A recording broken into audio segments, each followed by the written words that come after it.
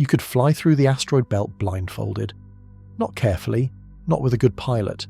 Aim a spacecraft at a random point between Mars and Jupiter, switch everything off, and the odds it strikes anything at all are worse than 1 in a billion. Every diagram you've ever seen drew that region as a dense grey band of tumbling rock. The measurement says otherwise. Gather up every asteroid out there into a single ball, and it would be about 1,400 kilometres across, 4% of the mass of the Moon, smeared through a slab of space 180 million kilometres deep. Stand on one of them, turn in a slow circle, and you will not find its neighbour. You will find stars. But that emptiness is not original. Something removed 99.9% of what was there, and what it left behind is not rubble. 12 or more spacecraft have crossed the asteroid belt. Exactly one of them ever stopped. By the end of tonight, you will know what it takes to be that one, and exactly what really hides out there. Get comfortable. If you are the kind of person who enjoys watching a familiar picture get quietly taken apart by a number, a quick like and subscribe genuinely helps this channel reach more curious minds like you. Because by the end of this, the word leftovers is going to sound like the wrong word entirely. Now, let's ease down into the dark.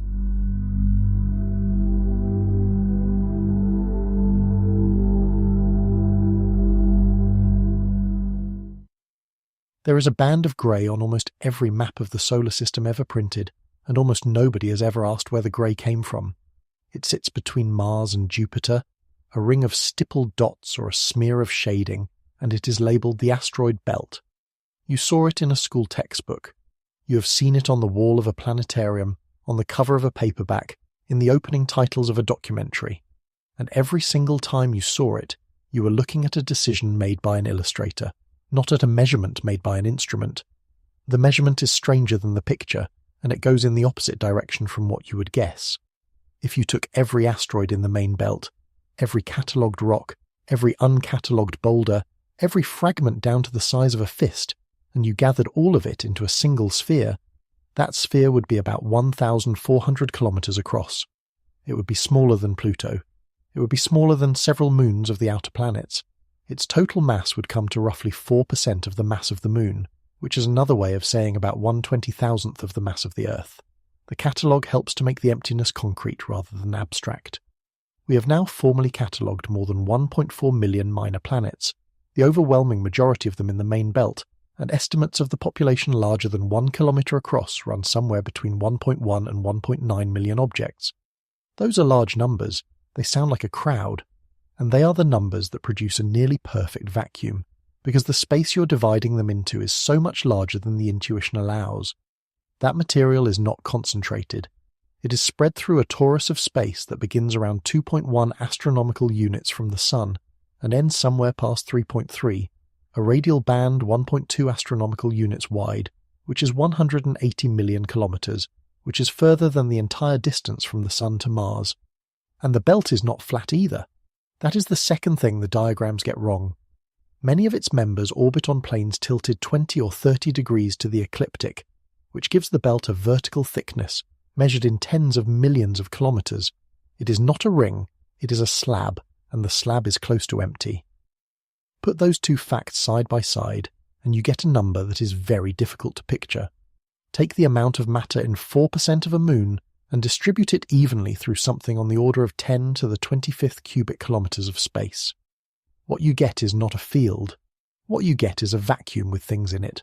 The typical distance between two asteroids larger than a kilometre across is somewhere between 1 and 3 million kilometres.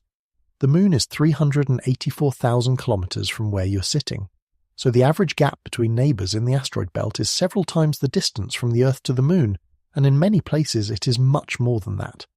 There is a further wrinkle, which is that the belt is not made of one kind of thing. Astronomers sort asteroids into classes by the way they reflect light, and those classes are not scattered at random through the region. They are sorted by distance. The inner belt, out to around 2.5 astronomical units, is dominated by what are called S-types, stony objects, silicate-rich, relatively bright, formed dry. The outer belt, beyond about 3 astronomical units, is dominated by C-types, carbonaceous objects, loaded with water-bearing minerals and organic compounds, and so dark that they reflect as little as 3 to 5% of the light falling on them. That is darker than fresh asphalt. Some of the most common objects in the asteroid belt are among the darkest natural surfaces anywhere in the solar system, which is a large part of why it took us until 1801 to notice that any of them existed. That sorting is not decoration. It is a fossil of a boundary. In the disk of gas and dust that the young sun formed inside, there was a distance, the snow line, inside of which water could only exist as vapour, and outside of which it could freeze into solid grains and be built into whatever accreted there. The asteroid belt straddles that line.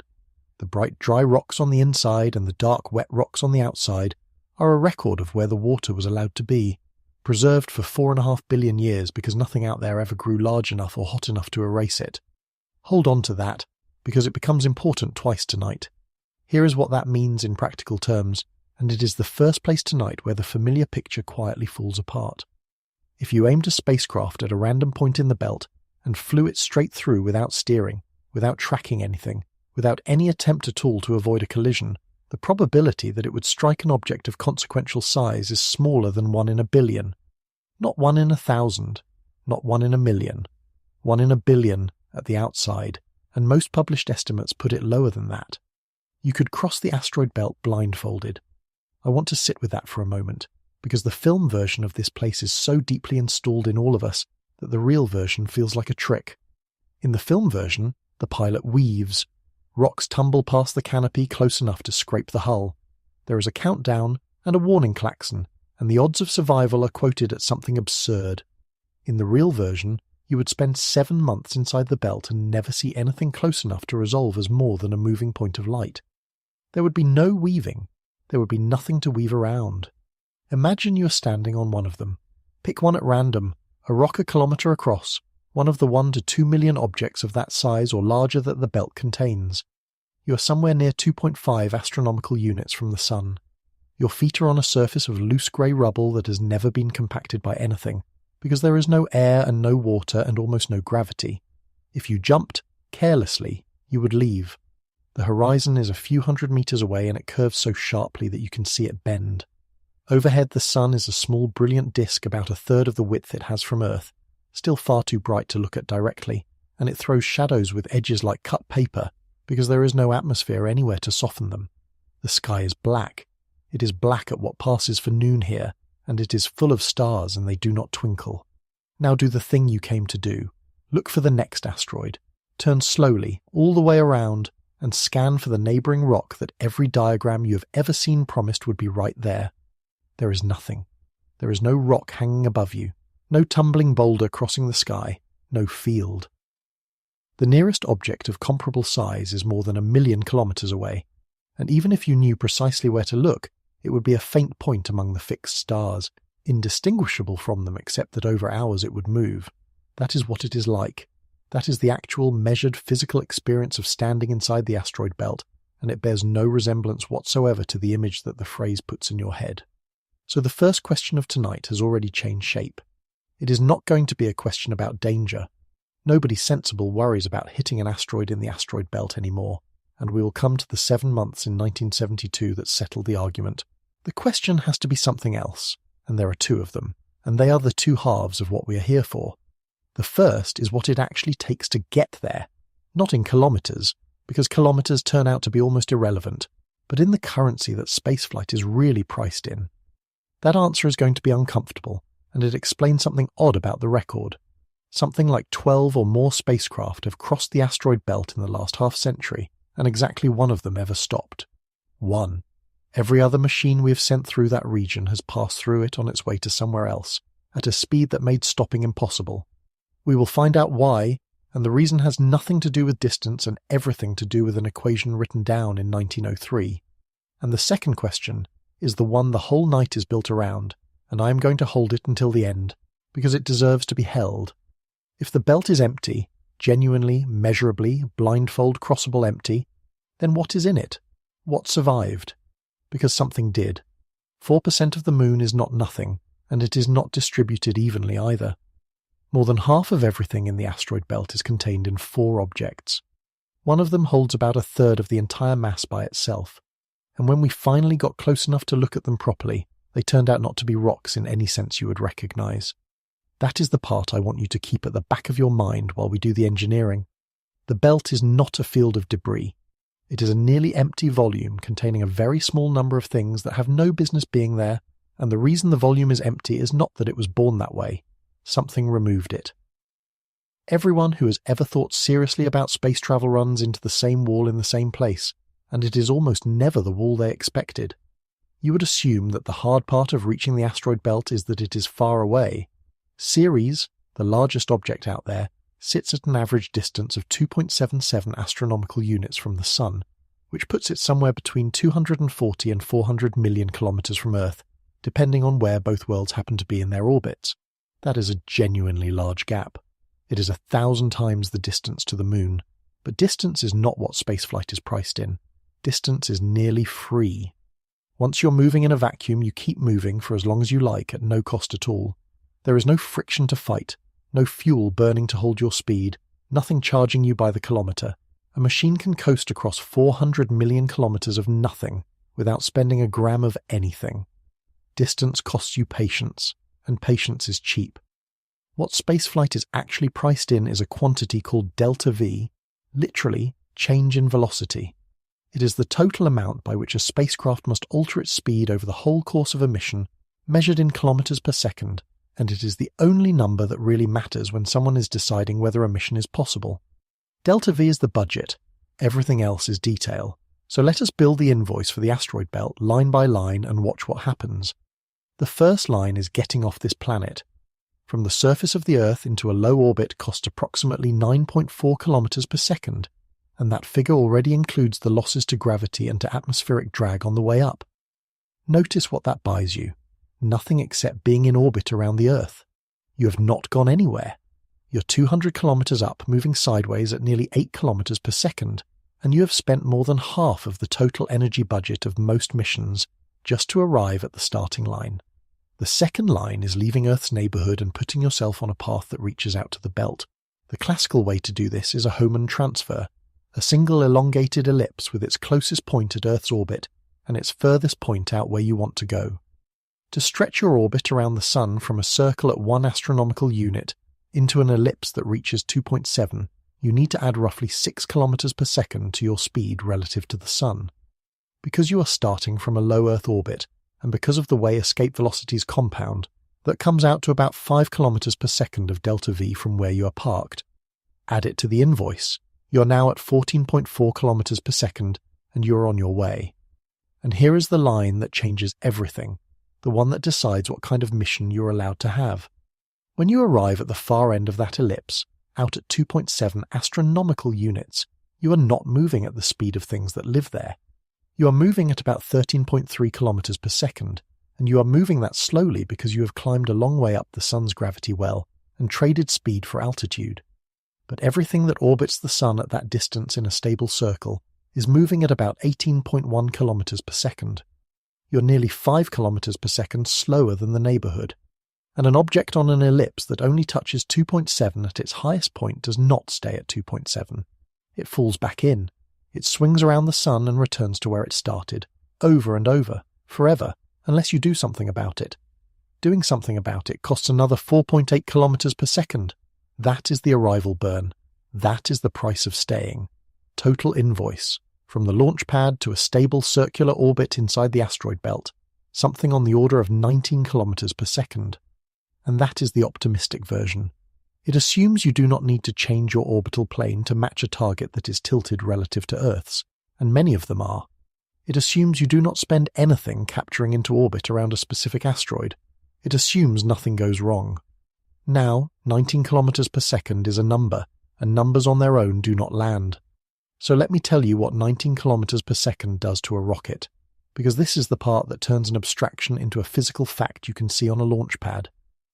In 1903, a Russian schoolteacher named Konstantin Tsiolkovsky wrote down the equation that governs every rocket that has ever flown or ever will. It says that the change in velocity you can achieve is equal to the speed of your exhaust, multiplied by the natural logarithm of your mass ratio, the mass you started with divided by the mass you finished with. It is a beautiful equation, and it is completely merciless, because the relationship is logarithmic in the wrong direction. To get more delta V, you do not add fuel, you multiply it. Take the best chemical propellant combination that has ever flown in quantity. Liquid hydrogen burned with liquid oxygen, which gives you an exhaust velocity of about 4.4 kilometers per second. Feed 19 kilometers per second into Tsiolkovsky's equation with that exhaust speed, and it tells you that you need a mass ratio of about 75 to 1. 75 to 1. For every single ton of spacecraft that arrives in the asteroid belt and stays there, roughly 75 tons have to leave the pad, and that is the idealized figure, before you account for the mass of the tanks, the engines, the structure holding it all together, the staging you lose along the way, and the hydrogen that boils off during the 15 months of coasting. 15 months, incidentally, is the other half of the answer. That is roughly how long a minimum energy Hohmann transfer takes to climb from Earth's orbit out to 2.7 astronomical units, about a year and a quarter of coasting through nothing, one way. If you want it faster, you burn more, and every extra kilometre per second is multiplied again through the exponential. It is worth putting that 19 against some familiar comparisons, because on its own it floats. Getting from the surface of the Earth to a landing on the Moon, and back again is often costed at around 15 to 16 kilometres per second of total delta V, and it took the largest rocket ever successfully flown to do it, a vehicle 3,000 tons on the pad delivering 3 men and a small cabin. Putting a rover on the surface of Mars sits in a similar range, and gets a substantial discount because Mars has an atmosphere you can brake against. The asteroid belt has no atmosphere at all. There is nothing out there to slow you down for free. Every kilometre per second you shed on arrival, you shed by pushing propellant out of the back of your own spacecraft, and you brought that propellant from Earth. There is one legitimate way to cheat, and every mission uses it. A gravity assist lets a spacecraft steal a small amount of a planet's orbital momentum by flying past it on a carefully chosen path, changing its own speed relative to the Sun without spending anything. Dawn took one from Mars in February 2009 and gained roughly 2.6 kilometers per second for free. But gravity assists are not a solution. They are a discount, and they are paid for in years. You have to wait for the planets to be in the right place, and then you have to fly the long way around. Nobody has ever found a way to make the exponential go away. They have only ever found ways to make it slightly smaller. So now look back at that record I mentioned, and it stops being a curiosity and becomes an inevitability. 12 or more spacecraft have crossed the asteroid belt. Pioneer 10 and Pioneer 11, Voyager 1 and Voyager 2, Galileo, Ulysses, Cassini, Rosetta, New Horizons, Juno, Lucy, and more. Every one of them was going somewhere else. Jupiter, Saturn, Pluto, a comet, the poles of the Sun, and every one of them treated the asteroid belt as a corridor to be traversed at maximum speed. They paid the transfer burn and skipped the arrival burn entirely, because the arrival burn is the one that multiplies your launch mass by a factor of dozens. This is the thing that popular culture has misidentified for a century. The asteroid belt is not hard because it might hit you. We established that already. You could cross it with your eyes shut. The asteroid belt is hard because of an exponential. Passing through it is cheap.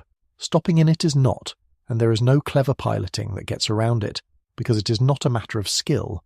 It is a matter of arithmetic that was settled before anyone had left the ground.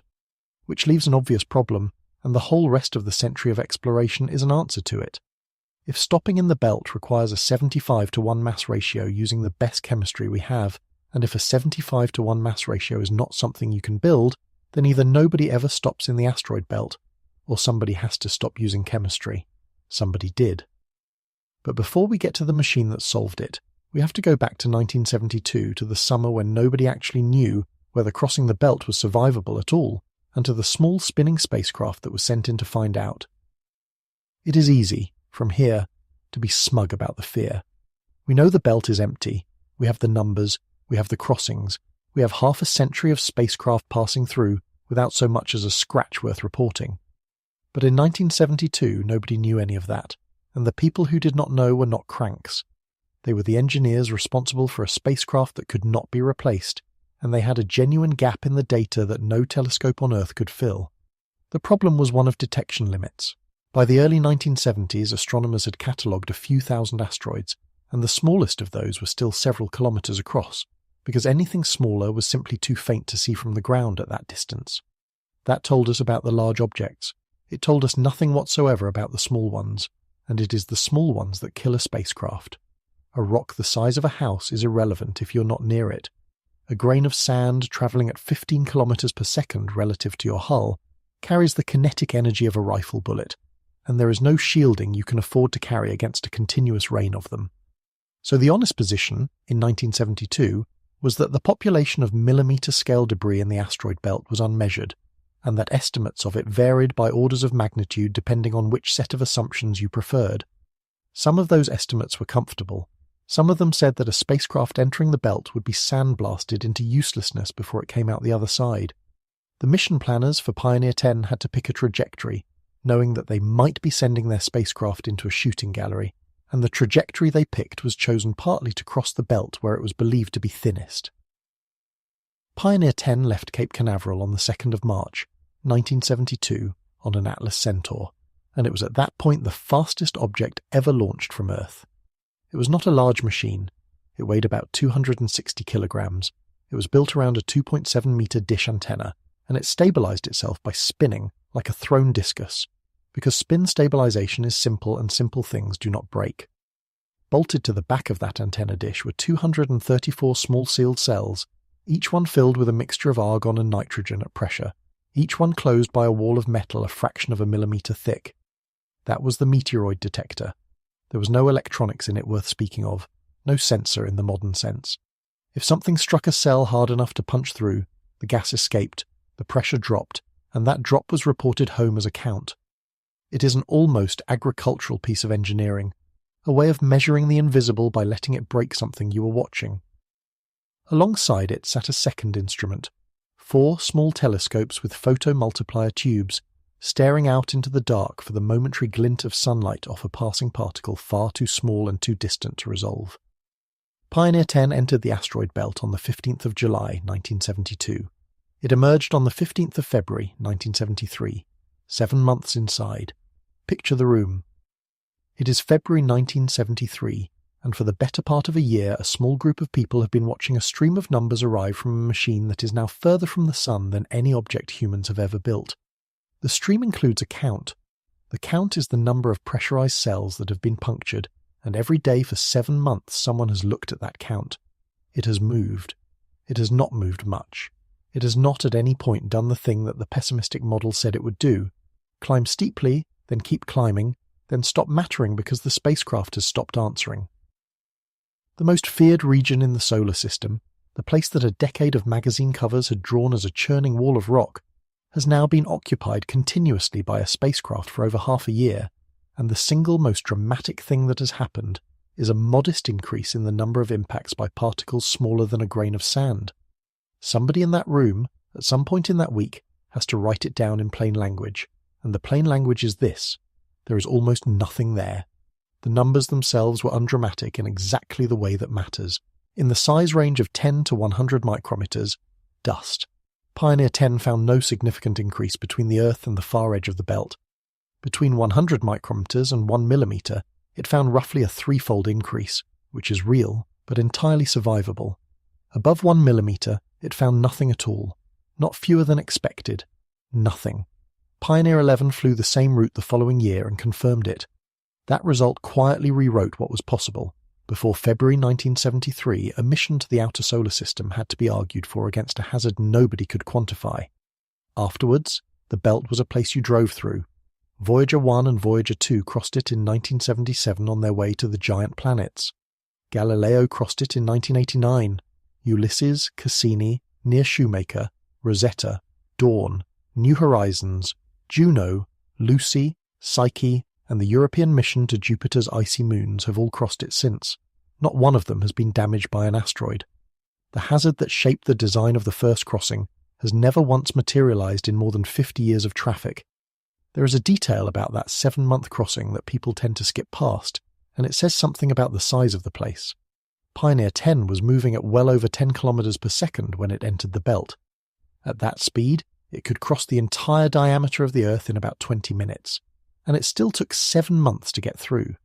The transit time is not long because the belt is thick with obstacles that have to be negotiated. It is long because the belt is enormous, 180 million kilometers of radial depth, and the spacecraft was crossing it at an angle, through a slab tens of millions of kilometers thick. Those two facts sit oddly together in the mind, 7 months inside and nothing to see. The belt is big and the belt is empty, and it is precisely because it is so big that 4% of a moon disappears into it without leaving a trace you could photograph. Pioneer 10 itself went on to outlive its own mission by decades. It became the first machine to pass Jupiter, the first to reach solar escape velocity, and the first human object on a trajectory that would carry it out of the solar system entirely. Its final faint signal was received on the 23rd of January 2003 from about 80 astronomical units away. A whisper from a transmitter with less power than a domestic light bulb, sent by a spacecraft that had, 30 years earlier, been considered at genuine risk of not surviving its first summer. Galileo did something else on the way, though, and it is worth pausing on because it is the moment the belt stopped being a statistic and started being a set of places. On the 29th of October, 1991, Galileo flew past an asteroid called 951 Gaspra and returned the first close-up image of one ever taken. It was an irregular grey lump about 18 kilometres long, covered in craters, and it looked, disappointingly and thrillingly, exactly like a rock. Then, on the 28th of August, 1993, Galileo flew past 243 Ida, a body about 31 kilometres long, and the images came back with something unexpected in the frame. There was a second object beside it, roughly 1.4 kilometres across, and it was not passing by. It was in orbit. It was given the name Dactyl, and it was the first moon of an asteroid ever confirmed to exist. That mattered far more than it sounds like it should, and the reason is subtle. If you have a rock and nothing else, you can measure its size and its brightness and its colour, and you can guess at its composition, but you cannot weigh it. If you have a rock with something orbiting it, you can.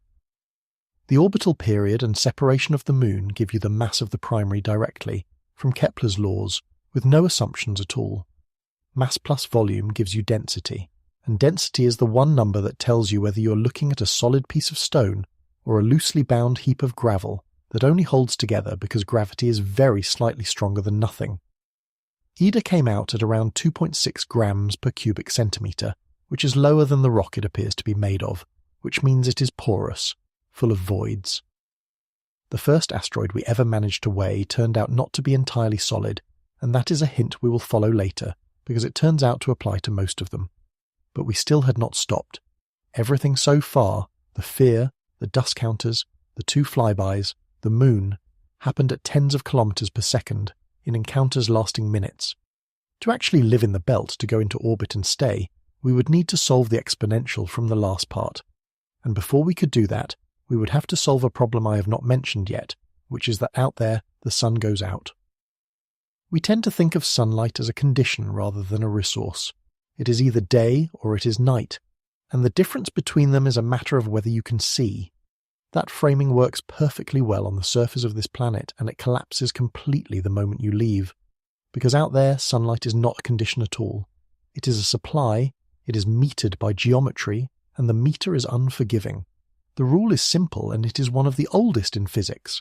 Light spreads out from a source in all directions, and the same amount of light has to cover a sphere whose area grows as the square of the radius. Go twice as far away and the light falling on each square metre drops to a quarter. Go 3 times as far and it drops to a 1/9. Nothing is absorbed, nothing is lost. It is simply thinned across a larger surface. At the distance of the Earth, 1 square metre facing the Sun receives 1,361 watts. That figure has a name, the solar constant, and it is the number that every solar panel on this planet is designed around. Now move out to Ceres at 2.77 astronomical units. Square that distance and you get about 7.7. Divide, and 1 square metre facing the Sun in the middle of the asteroid belt receives about 177 watts. 13%. Take everything the Sun gives you here and throw away 7/8 of it. But here is the thing that most people get wrong when they imagine the belt, and it is worth being precise about it, because the popular picture is dark and the reality is not. 13% of the solar constant is still an enormous amount of light. It is roughly what you would get on an overcast winter afternoon in northern Europe. The Sun from out there is not a distant star.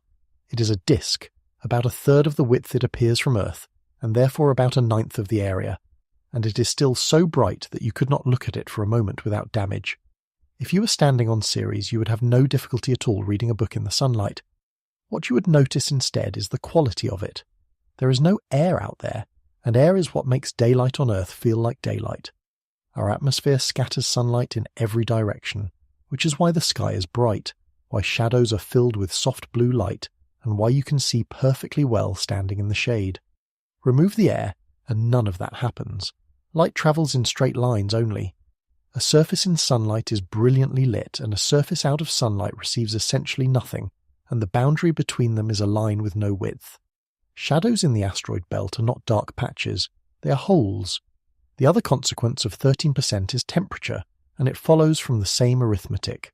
A black body sitting at 2.77 astronomical units, absorbing and re-emitting sunlight and nothing else, settles at about 168 Kelvin, around minus 105 degrees Celsius. That is the ambient temperature of the asteroid belt. It is colder than anywhere on Earth has ever been recorded, by a margin of about 17 degrees, and it is not weather. It is the equilibrium, and yet the temperature is not what constrains a mission. Cold is an engineering problem with known solutions. Insulate, heat with electrical resistance, use waste heat from the electronics, and accept the mass penalty. Every deep space mission does this. What constrains a mission is the electricity itself, because to run a heater you need power, and power at the asteroid belt is where the whole design starts to strain. Consider what that means for a solar-powered spacecraft. Every watt you need out there costs you roughly 7.7 times the collecting area it would cost at Earth. If your spacecraft needs a kilowatt to operate, for its computers, its radio, its instruments, its heaters, then a panel that would have been comfortable in Earth orbit has to grow by nearly an order of magnitude, and every square meter of it is mass you have to launch, structure you have to fold, hinges that have to deploy without jamming after years in vacuum, an area that has to be pointed accurately at the sun forever. Dawn is the illustration of exactly how far that has to go. Its 2 solar arrays spanned 19.7 meters from tip to tip. The spacecraft, wings out, was wider than a tennis court is long. Something like 36 square meters of that span was covered in triple-junction gallium arsenide cells, a technology that converts around 28% of the light falling on it into electricity, roughly half again as efficient as the silicon that flew on earlier deep space missions. Without that efficiency gain, the mission would not have closed at all. And what did those enormous wings deliver? At 1 astronomical unit, over 10 kilowatts. At Ceres, about 1.3. A spacecraft the width of a tennis court, unfolding the largest solar arrays NASA had ever flown on a science mission, produced roughly the power of a domestic kettle. This is why the outer solar system is the way it is. Juno, going out to Jupiter at 5.2 astronomical units, flew the largest solar arrays ever sent into deep space at the time, and produces a few hundred watts there, enough to run a couple of light bulbs, powering a machine that took 5 years to arrive. And beyond Jupiter, solar power stops being a serious option at all. Every mission that has gone further, the Voyagers, Cassini, New Horizons, has carried a radioisotope generator instead, a block of plutonium dioxide converting its own decay heat into electricity, because at those distances the Sun has become, functionally, just another star. There is a further problem with solar cells at those distances that is genuinely counterintuitive, and it goes by the name of low-intensity, low-temperature degradation. You would assume that a solar cell simply produces less power in dimmer light, in direct proportion, and that would be inconvenient but predictable. Some cell chemistries do not behave that way. In very dim, very cold conditions, certain designs lose efficiency non-linearly. They underperform even the reduced output the geometry alone would predict, because the physics of charge collection inside the semiconductor changes at low temperature. Every solar array bound for the outer solar system therefore has to be tested in a chamber that reproduces the light level and the temperature of its destination years before launch, because the alternative is discovering the shortfall when the spacecraft is already 400 million kilometers away and cannot be reached. And the numbers keep degrading if you go further into the belt rather than stopping at Ceres. At the outer edge, around 3.3 astronomical units, irradiance drops to about 125 watts per square meter, under 10% of what Earth receives. The temperature falls with it. The outer belt is not a slightly harder version of the inner belt. It is where a whole category of mission architecture quietly stops being available. There is one last thing sunlight does out there, and it is so slight that it took a century for anyone to take it seriously. An asteroid rotating in sunlight absorbs heat on its day side and re-radiates it slightly later, as it turns, which means the heat leaves at a different angle from the angle the light arrived. That asymmetry produces a tiny persistent push. It is called the Yarkovsky effect, and for a kilometre-wide body, it changes the size of the orbit by something like 1/10,000th of an astronomical unit every million years. That is nothing. Give it 300 million years and it becomes everything, and we will come back to it, because that imperceptible shove turns out to be the mechanism that delivers pieces of the asteroid belt to this planet. It is worth noticing that the day-night contrast on a small asteroid is far more violent than anything Earth experiences, and for the same reason the shadows are holes. With no atmosphere to move heat sideways and very little thermal mass in a loose surface of rubble, the sunlit face of a fast-rotating asteroid can be more than 100 degrees warmer than the face in darkness. And because many of these objects turn once every few hours, that swing happens over and over, day after day, for billions of years. Rock does not enjoy this. Repeated expansion and contraction cracks it, in a process called thermal fatigue, and it is now thought to be one of the main ways that asteroid surfaces are ground into dust without anything ever hitting them. The sun does not only light the belt, it slowly takes it apart, so now we have the full shape of the problem: 19 kilometres per second to arrive and stay, 15 months of coasting, 13% of the sunlight, and a kettle's worth of electricity at the end of a tennis court of solar cells. Every one of those constraints says the same thing, which is that you cannot brute force your way into the asteroid belt. Which raises the obvious question: one spacecraft did it anyway. How? The answer to the exponential is not a better rocket. It is a different definition of what a rocket is for. Every chemical engine ever built works the same way at heart. It converts stored chemical energy into a very fast, very hot jet of gas, and it does so for a short time because it consumes its propellant at an enormous rate. A Saturn V first stage burned through more than 13 tons of propellant every second. That gives you tremendous thrust, and it gives you it for minutes. Then you are done, and whatever velocity you gained is the velocity you keep. Tsiolkovsky's equation says that your delta V is exhaust velocity, multiplied by the logarithm of your mass ratio. Chemistry has been pushing on the mass ratio for 70 years, and has more or less run out of room, because the logarithm punishes you brutally. But there is another term in that equation, sitting at the front, being multiplied rather than logged. If you cannot afford to raise the mass ratio, raise the exhaust velocity instead, and chemical exhaust velocity is capped at around 4.5 kilometers per second by the energy available in molecular bonds. There is a ceiling built into the chemistry itself, so stop using chemistry, take an inert gas, strip electrons off its atoms to make ions, and then accelerate those ions electrically through a charged grid. There is no combustion involved, no energy limit set by bond strength, and the exhaust leaves at speeds chemistry cannot approach. The engines that Dawn carried, 3N-star xenon ion thrusters developed at the Jet Propulsion Laboratory, ran at a specific impulse above 3,000 seconds, which corresponds to an exhaust velocity near 30 kilometers per second, roughly 7 times better than the best chemical engine ever flown. Run the arithmetic again with that number, and the whole problem changes character. 11 kilometers per second of delta V at an exhaust velocity of 30 requires a mass ratio of about 1.44 to 1, not 75 to 1, 1.44. Dawn carried 450 kilograms of xenon out of a launch mass of about 1,240, and with that it produced more delta V than any spacecraft in history had ever generated under its own power, more in fact than the upper stage of the rocket that launched it. And here is the catch, which is the most beautiful part of the whole design. Ion engines are almost unbelievably weak. Dawn's 3 thrusters, at full throttle, produced about 91 millinewtons, not newtons, millinewtons. That is roughly the force that a single sheet of paper exerts on your outstretched palm. Hold a sheet of paper flat on your hand and feel the almost nothing that pushes down on your skin. That is the entire thrust that took a spacecraft to the asteroid belt and stopped it there. At maximum output, working against nothing, in free space, Dawn required about 4 days to accelerate from a standstill to 60 miles an hour. 4 days to reach the speed of a car on a motorway. And it worked, because delta V is thrust integrated over time, and while a chemical engine gets minutes, an ion engine gets years. Dawn thrust for approximately 5.5 years of its 11-year mission. Not in burns, continuously. The engine was simply on, a faint blue glow, day after day, month after month, adding a few meters per second to the spacecraft's speed every day and never stopping. Patience compounded into velocity that no explosion could produce. Dawn launched on the 27th of September 2007.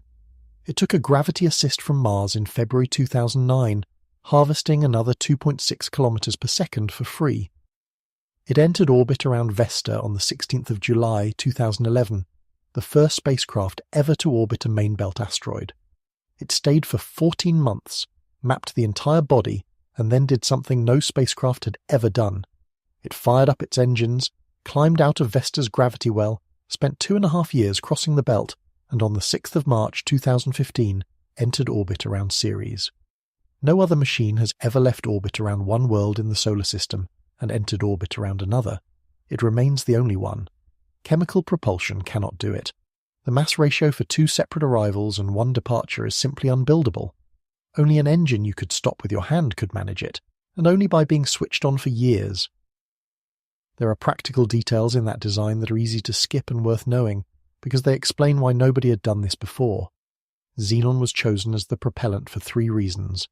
It is heavy, so each ion carries a lot of momentum. It is chemically inert, so it will not react with anything on board across a decade of storage. And it can be kept as a supercritical fluid at high density, which means 450 kilograms of it fits into a tank roughly the size of a domestic refrigerator. Each of the 3 thrusters was about 30 centimeters across and drew up to 2.3 kilowatts of electricity when running hard. That figure is the hidden constraint of the entire mission, because it is more power than Dawn's enormous solar arrays could produce once it reached Ceres. The further out the spacecraft went, the less thrust it could generate. So the cruise arcs got longer, and the schedule stretched, and the mission crept outward at a pace set by how much sunlight was left. The technology itself was not new in 2007. NASA had flight-proven the N-Star thruster on Deep Space One in 1998, a mission whose explicit purpose was to try out risky hardware so that later missions would not have to gamble on it. Dawn was the first time anyone used it for a full science campaign with orbital capture at 2 separate bodies. That is the pattern with almost everything difficult in spaceflight. An unglamorous demonstration flight nobody remembers, and then, a decade later, a mission that could not have been proposed without it. By the time it was finished, Dawn had travelled about 6.9 billion kilometres and had spent 11 years away. It carried a framing camera, an imaging spectrometer built in Italy, and a gamma-ray and neutron detector that could read the hydrogen content of the ground beneath it. In its final orbits at Ceres, it came within about 35 kilometres of the surface, closer to Ceres than the International Space Station is to the Earth. And then, on the 31st of October, 2018, it stopped answering. Nothing had broken. That is the part that stays with me. Dawn did not fail, and it did not run out of xenon. There was xenon left in the tank. What ran out was hydrazine, the ordinary chemical propellant used by the small thrusters that turned the spacecraft and held its antenna pointed at Earth. Without hydrazine, it could not aim. Without aim, it could not speak. The engines that had carried it across the solar system were still perfectly capable of firing, and there was no longer any way to tell them where to point. The team had known this was coming, and they had made a decision about it well in advance. Under planetary protection rules, a spacecraft at the end of its life is normally disposed of in a controlled way, often by being driven into the body it has been studying so that it cannot drift and cause problems later. That is what happened to Cassini at Saturn and to Galileo at Jupiter, both of them deliberately destroyed to protect the moons they had found. Dawn was not destroyed. It was manoeuvred, while it still could be, into an orbit calculated to stay stable for at least 20 years, and most likely more than 50, precisely so that it would not come down. The reason for that is the reason we are going to spend the next part of tonight on Ceres. It was not left in orbit because crashing would have been messy. It was left in orbit because by 2018, Ceres was no longer considered a rock. It had been reclassified, in the working assumptions of the people studying it, as somewhere that contamination would matter. A place with chemistry we might one day want to sample in an uncorrupted state. Dawn was not disposed of. It was quarantined, out of respect for the possibility that the world it had spent 3.5 years orbiting might be habitable. Think about what that decision implies about how the science had shifted. When Dawn launched in 2007, Ceres was described in nearly every reference as the largest asteroid, a big rock, the first of its kind ever found, interesting mainly because of its size. 11 years later, the same object was being handled with the care normally reserved for the ice moons of the giant planets. Nothing about Ceres had changed in that time. What had changed was that a spacecraft had gone and looked. It is still there tonight. A silent machine, wings still spread, drifting in a slow orbit around a small dark world 400 million kilometres away. The only object humanity has ever left in permanent residence in the asteroid belt. It will still be there long after everyone who built it has stopped working. There is a strange kind of arithmetic in that. 11 years of operation, 6.9 billion kilometres travelled, 2 worlds mapped in full, and the whole thing was made possible by an engine whose output would not disturb a sheet of paper resting on a table. Force, on its own, is not what moves things across a solar system. Force applied without interruption is. Chemistry gives you violence and then silence. Electricity gives you a push so slight it is hard to describe, and then it never stops giving it. And after 5.5 years of never stopping, the slight push has quietly outrun the violence. And everything that we know about the inside of the asteroid belt rather than the outside of it, we know because of that one spacecraft, pushed there by a force you could balance on your hand. So let us go and see what it found, because the first thing it reached was not an asteroid at all. Vesta is the second most massive object in the asteroid belt. It holds roughly 9% of everything out there. It is about 525 kilometres across, and for 2 centuries it was catalogued as an asteroid. Number 4, discovered in 1807, one entry in a very long list. Then Dawn arrived in July 2011 and spent 14 months in orbit around it, and the word asteroid stopped fitting. Here is what Dawn established, and it is worth stating plainly before we look at any of the scenery, because everything else follows from it. Vesta has a core, not a dense region, not a concentration, an actual iron-nickel metallic core, roughly 220 kilometres across, surrounded by a rocky mantle, surrounded by a basaltic crust. It is a layered body, sorted by density, the same way the Earth is sorted by density. You do not get layers like that by accident. A body only separates into a metal core and a rocky mantle if it was once molten all the way through, so that the heavy material could sink and the light material could float. Something the size of Vesta has no business ever having been molten. It is far too small to retain heat from accretion, and it is far too small to be squeezed by tides. There is only one energy source that works, and identifying it dates Vesta with startling precision. The source was aluminium-26. In the first few million years of the solar system, the dust that everything formed from was seeded with short-lived radioactive isotopes, and aluminium-26 was the important one. It has a half-life of about 700,000 years, which means it releases its energy fast and then it is gone. Any body that accreted early enough, within the first 2 or 3 million years, trapped enough live aluminium-26 inside itself to melt completely. Any body that accreted later found the aluminium already decayed and stayed cold and undifferentiated forever. So Vesta's core is a clock. The fact that Vesta melted means Vesta assembled itself within the first 2 or 3 million years of the solar system's existence. It is not a fragment of something older. It is one of the original building blocks, a protoplanet, one of the objects out of which terrestrial planets were being assembled, caught and preserved at the moment before assembly. That is the first genuinely strange thing about the asteroid belt. It is not a bin of rubble. It contains at least one intact unfinished planet, and that planet has been hit. Badly. Across most of Vesta's southern hemisphere there is a crater called Rhea Silvia. It is about 500 kilometres across, on a body 525 kilometres in diameter. Read those 2 numbers again. The crater is very nearly the size of the world it is on. The impact that made it, about 1 billion years ago, excavated material from a depth of 30 to 45 kilometres and threw roughly 1% of Vesta's entire volume into space. And beneath Rhea Silvia, partly erased by it, lies an older basin called Venonaya, from an earlier impact of a similar order.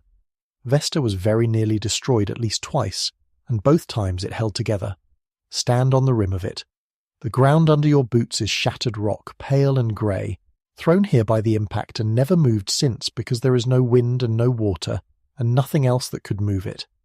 In front of you the crater floor drops away, and the far rim is not visible, not because of distance or haze, because there is no haze, but because the curvature of Vesta itself has taken it below the horizon. You're standing on the edge of a hole that occupies most of a world, and the world is too small to let you see across it. Out in the middle of that floor, a mountain rises about 22 kilometres, one of the tallest surface features anywhere in the solar system, in the same class as Olympus Mons, standing on an object you could walk around in a few weeks. It does not look like a mountain should look. Vesta's gravity is about 1/40th of Earth's, so nothing here is shaped by weight the way mountains at home are.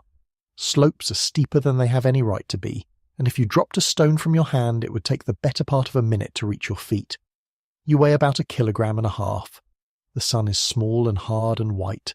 The sky is black and crowded with unblinking stars, and cut into the walls all around you are exposed layers of material that were, before the impact, the inside of a molten world.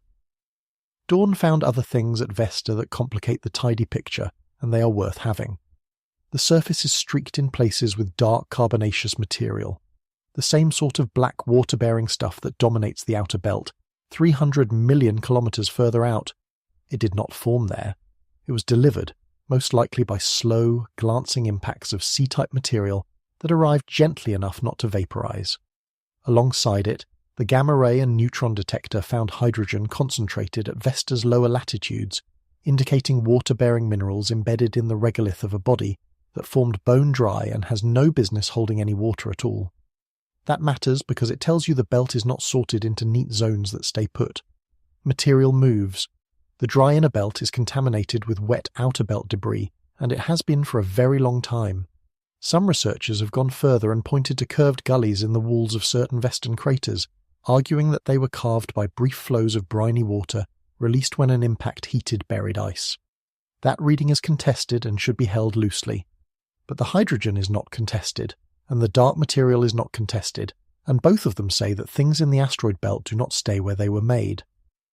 Now here is the part that closes the loop, and it is the reason I wanted to bring you here. That impact did not just make a crater. It made debris, a great deal of it, 1% of a 500-kilometre body, blasted off at speeds high enough to escape. Those fragments are still in the belt. They form a family of small asteroids with Vesta's distinctive basaltic composition, and they are known as the Vestoids, and they are strung out along a path in orbital space that leads, over hundreds of millions of years, toward a particular region near 2.5 astronomical units from the Sun.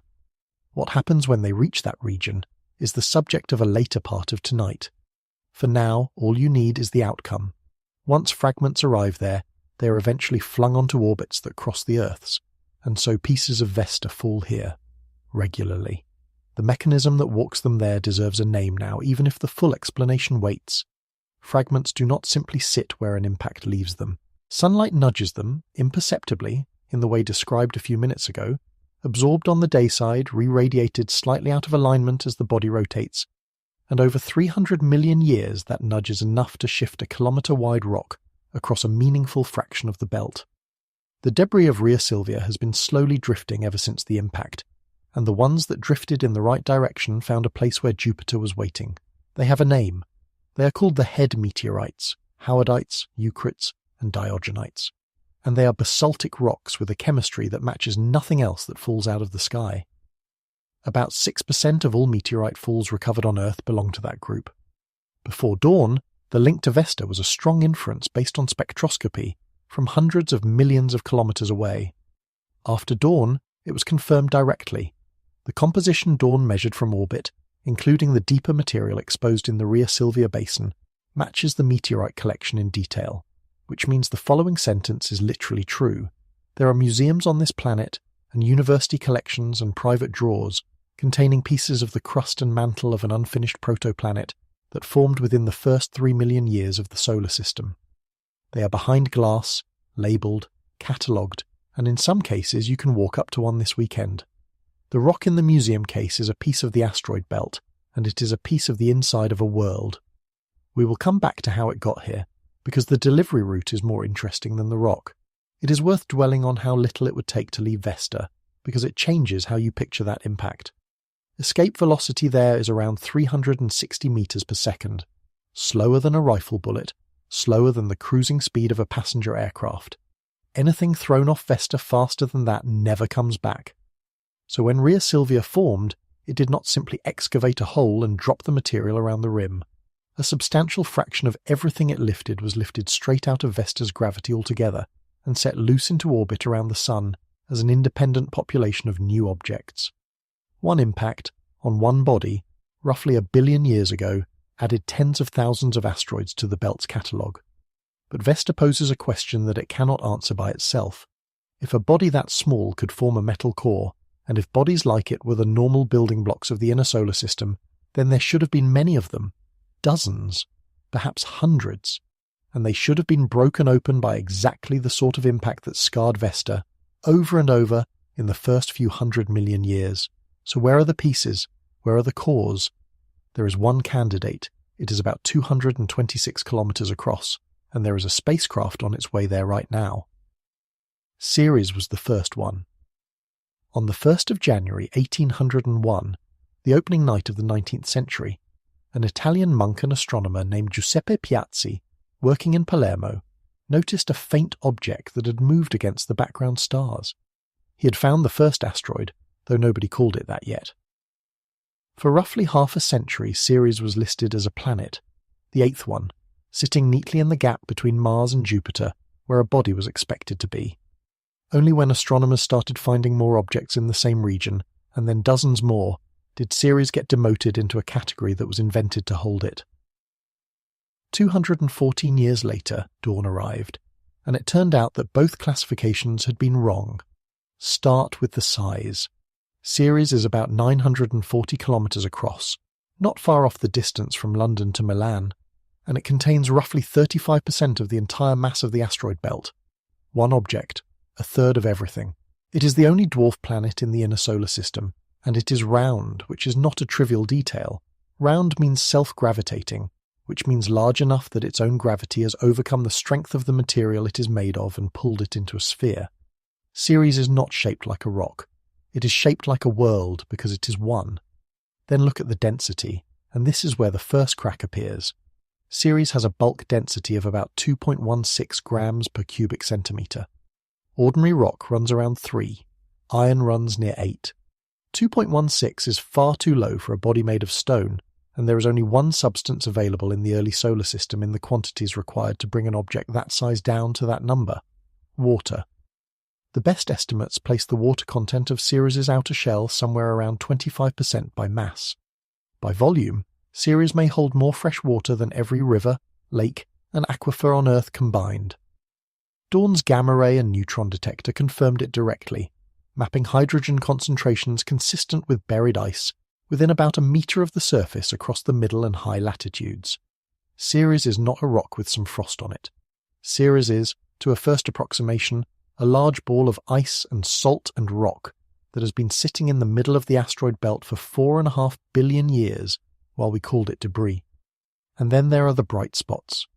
As Dawn approached in early 2015, still more than 1 million kilometres out, the images began to show something on the surface that should not have been there. Points of light on an otherwise uniformly dark grey body, so much brighter than their surroundings that the camera could not resolve them without overexposing. Nobody knew what they were. For several months, as the spacecraft closed in, an entire scientific community watched an unexplained bright feature grow in the frame with no agreed explanation for it. That does not happen often in modern planetary science, and it is worth savouring that it happened at all. They resolved into a crater 92 kilometres across, about 20 million years old, with a bright dome roughly 15 kilometres wide sitting in a pit at its centre, Cerealia Facula, and a scatter of secondary bright patches on the eastern floor called Venalia Faculi. The bright material is salt. Specifically, it is sodium carbonate, the mineral natrite, together with ammonium chloride and aluminium-bearing clays.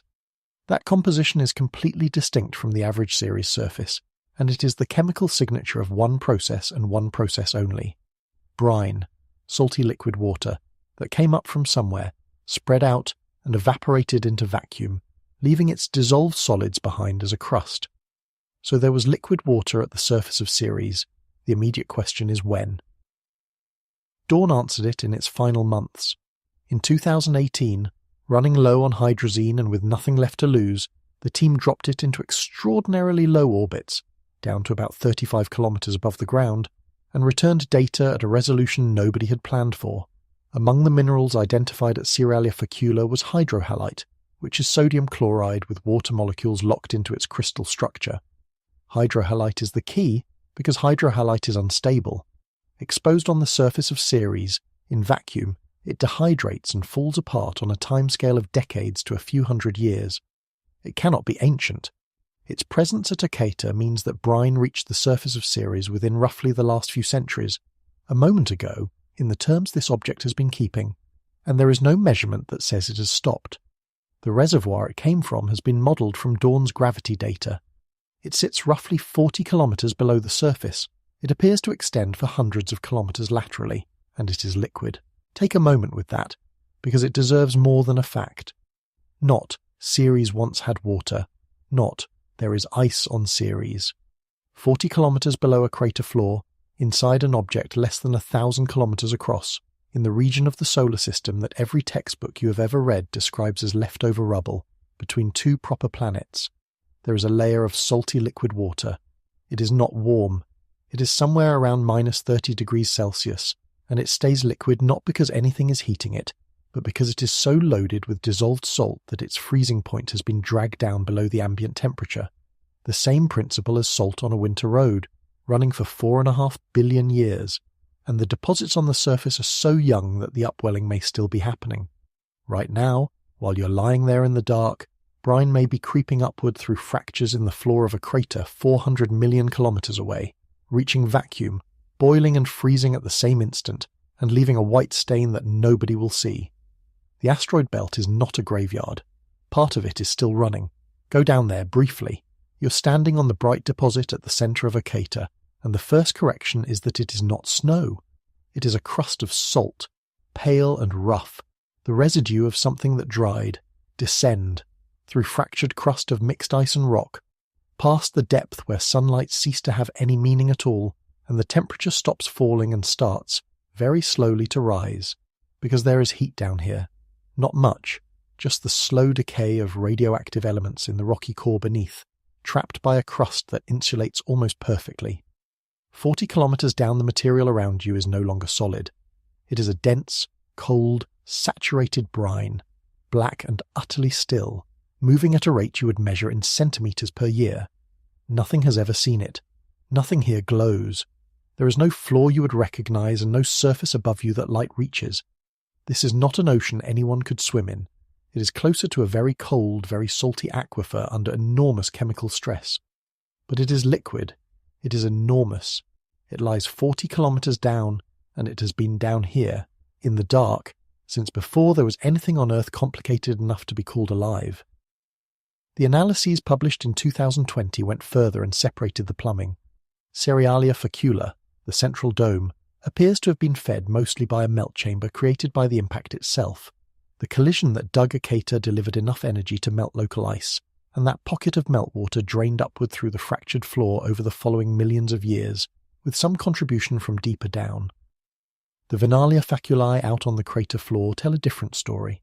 Their chemistry points only to the lower reservoir, the laterally extensive 140 kilometres below. Two sets of bright patches in the same crater, fed from two different depths, one of them temporary and one of them not. The faculae as a whole are less than 2 million years old, younger than the crater by an order of magnitude, which means the process that made them did not happen once at the moment of impact and then stop. It has been running, on and off, for a very long time, and it may be running still. Ocata is not the only sign. There is a mountain on Ceres called Ahuna Mons, 4 kilometres high, 17 across, with steep bright flanks scored with fractures. It is interpreted as a cryovolcano, a mountain built not by molten rock but by erupted briny slush that froze where it emerged. Its estimated age is on the order of 200 million years, which by the standards of the asteroid belt is very nearly current. Whatever is happening inside Ceres has not been happening only once. There is a chemical clue as well that points somewhere unexpected. Ceres' surface carries ammoniated clays, and ammonia is not stable at Ceres' distance from the Sun over the age of the solar system. It should have been driven off long ago. Its presence has led to a serious proposal that Ceres either formed much further out, in the cold beyond the giant planets, and was later moved inward, or that it accreted material which did. Ceres may not be a native of the asteroid belt at all. It may be an immigrant, and there is one more, which arrived before dawn did. In 2014, the Herschel Space Observatory detected water vapor around Ceres, the first unambiguous detection of water vapor anywhere in the asteroid belt, made from a telescope in orbit around the Earth, of a body we had been calling a rock for 200 years. Dawn also found organic material near a crater called Ernutet, most likely aliphatic hydrocarbons, in concentrations that are genuinely difficult to explain by delivery from outside and may well be native to Ceres itself. Ceres has one more oddity that took a while to be taken seriously.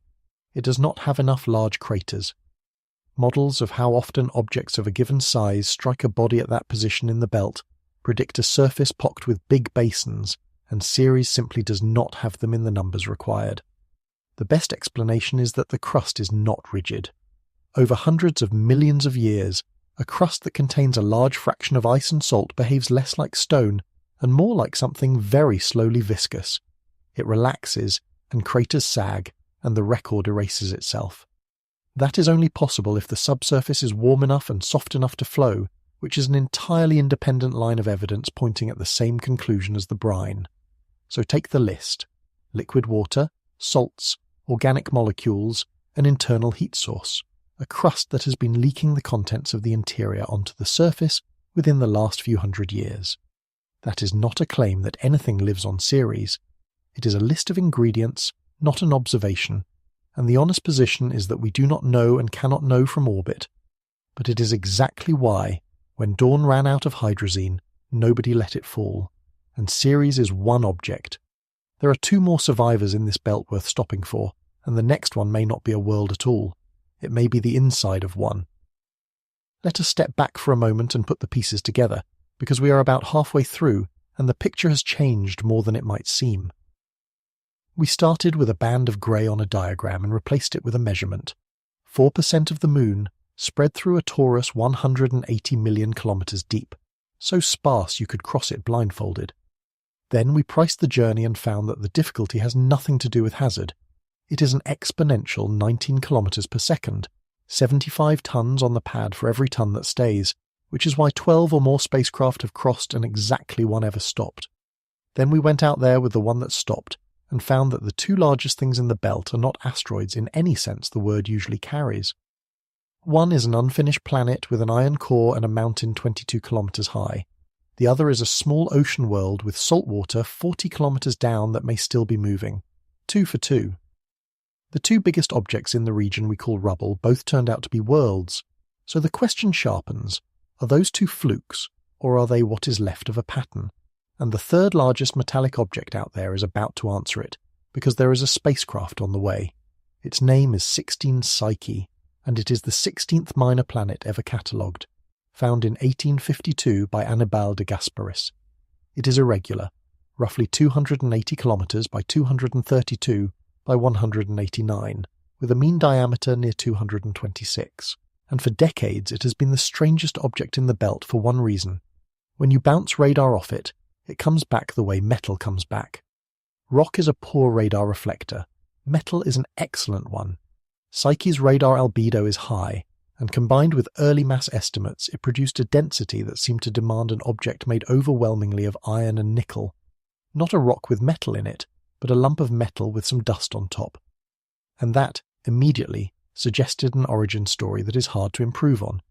If there were once many bodies like Vesta, small worlds that melted early, sorted themselves into metal cores and rocky mantles, and then spent the first few 100 million years of the solar system being hit, then some of them would have been hit hard enough to lose their mantles entirely. Strip the rock off a differentiated planetesimal, and what is left is the core, a naked, exposed planetary core orbiting alone. That is the hypothesis Psyche has carried for most of a century, and I want to be careful with it, because it has weakened considerably in the last decade. Better mass measurements, mostly from tracking how Psyche perturbs the orbits of other asteroids, have brought its density down. Current values sit somewhere around 3.4 to 4 grams per cubic centimetre.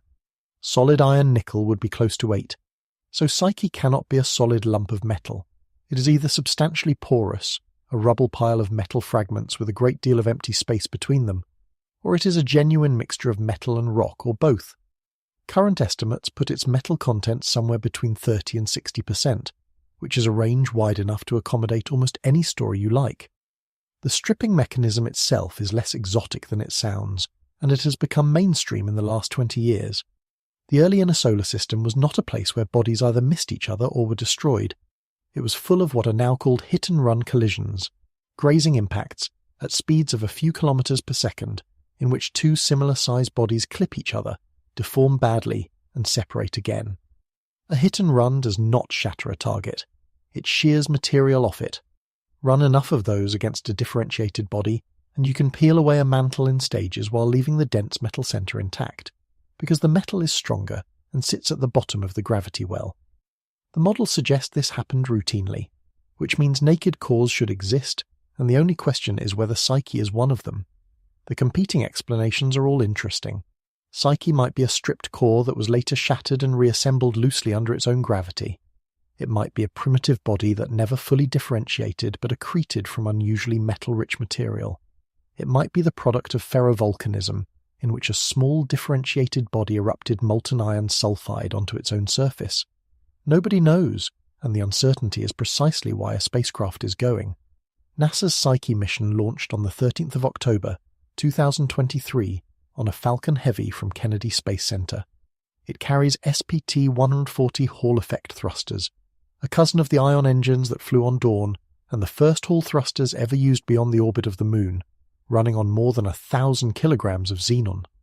Like Dawn, it accelerates by pushing gently and never stopping. In May of this year, it did the one thing it could not do on its own. On the 15th of May, 2026, the spacecraft passed about 4,500 kilometers above the surface of Mars at some 19,800 kilometers per hour and stole a piece of Mars's orbital momentum. That flyby was 3 months ago.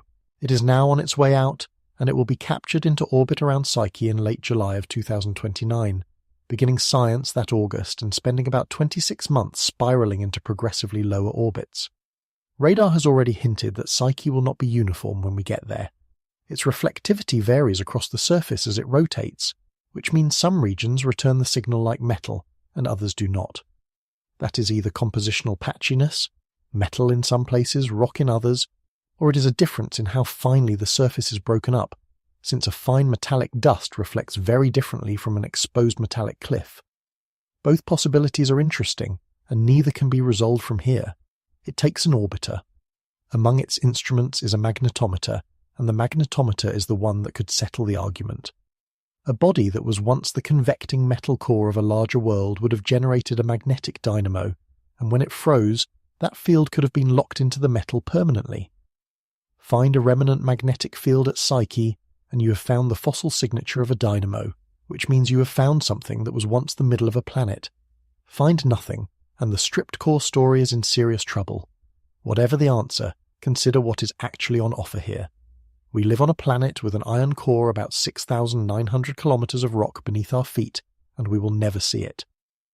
The deepest hole ever drilled into the Earth, the Kola Superdeep borehole in northwestern Russia, abandoned in 1992, reached 12.26 kilometers.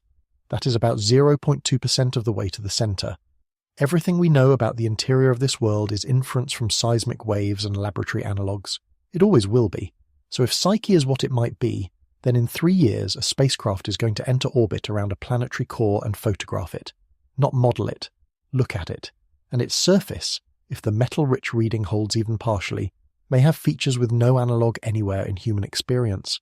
Cliffs of exposed metal, craters punched into iron rather than rock, and frozen flows of something that was once molten iron sulfide. We already have indirect proof that bodies like this existed and were destroyed, and it is sitting in meteorite collections. A significant fraction of the meteorites recovered on Earth are ions, solid lumps of iron-nickel alloy with crystal structures that only form when molten metal cools over millions of years, which is to say, in the middle of a body large enough to insulate itself. Chemical analysis sorts those iron meteorites into groups, and the groups correspond to distinct parent bodies. There are dozens of them, dozens of separate objects, each one large enough to have melted and separated a metal core, each one subsequently broken open hard enough to spill that core into space, and pieces of every one of them have landed here. We are not speculating about whether small worlds with metal cores were made and unmade in the asteroid belt. We have the fragments in drawers. I should say one thing about Psyche that gets repeated endlessly and is worth dismantling. You will have seen the claim that the asteroid is worth 10,000 quadrillion dollars.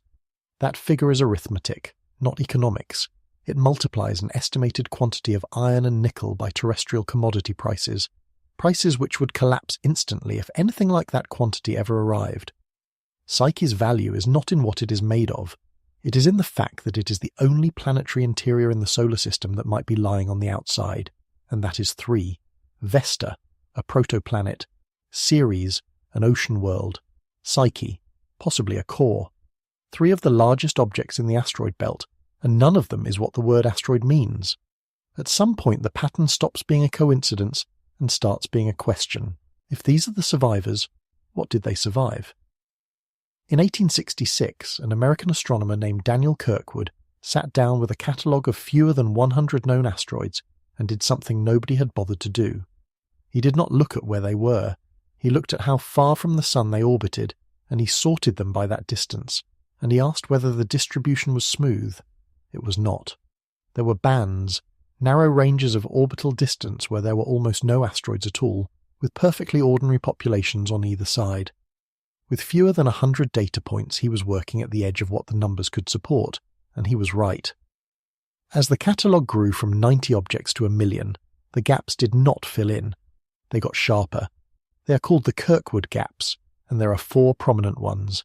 They sit near 2.5 astronomical units, 2.82, 2.95, and 3.27. Kirkwood himself worked out immediately what they corresponded to, because the numbers are not subtle. An asteroid at 2.5 astronomical units orbits the Sun 3 times for every 1 orbit of Jupiter. At 3.27, it orbits twice for every 1.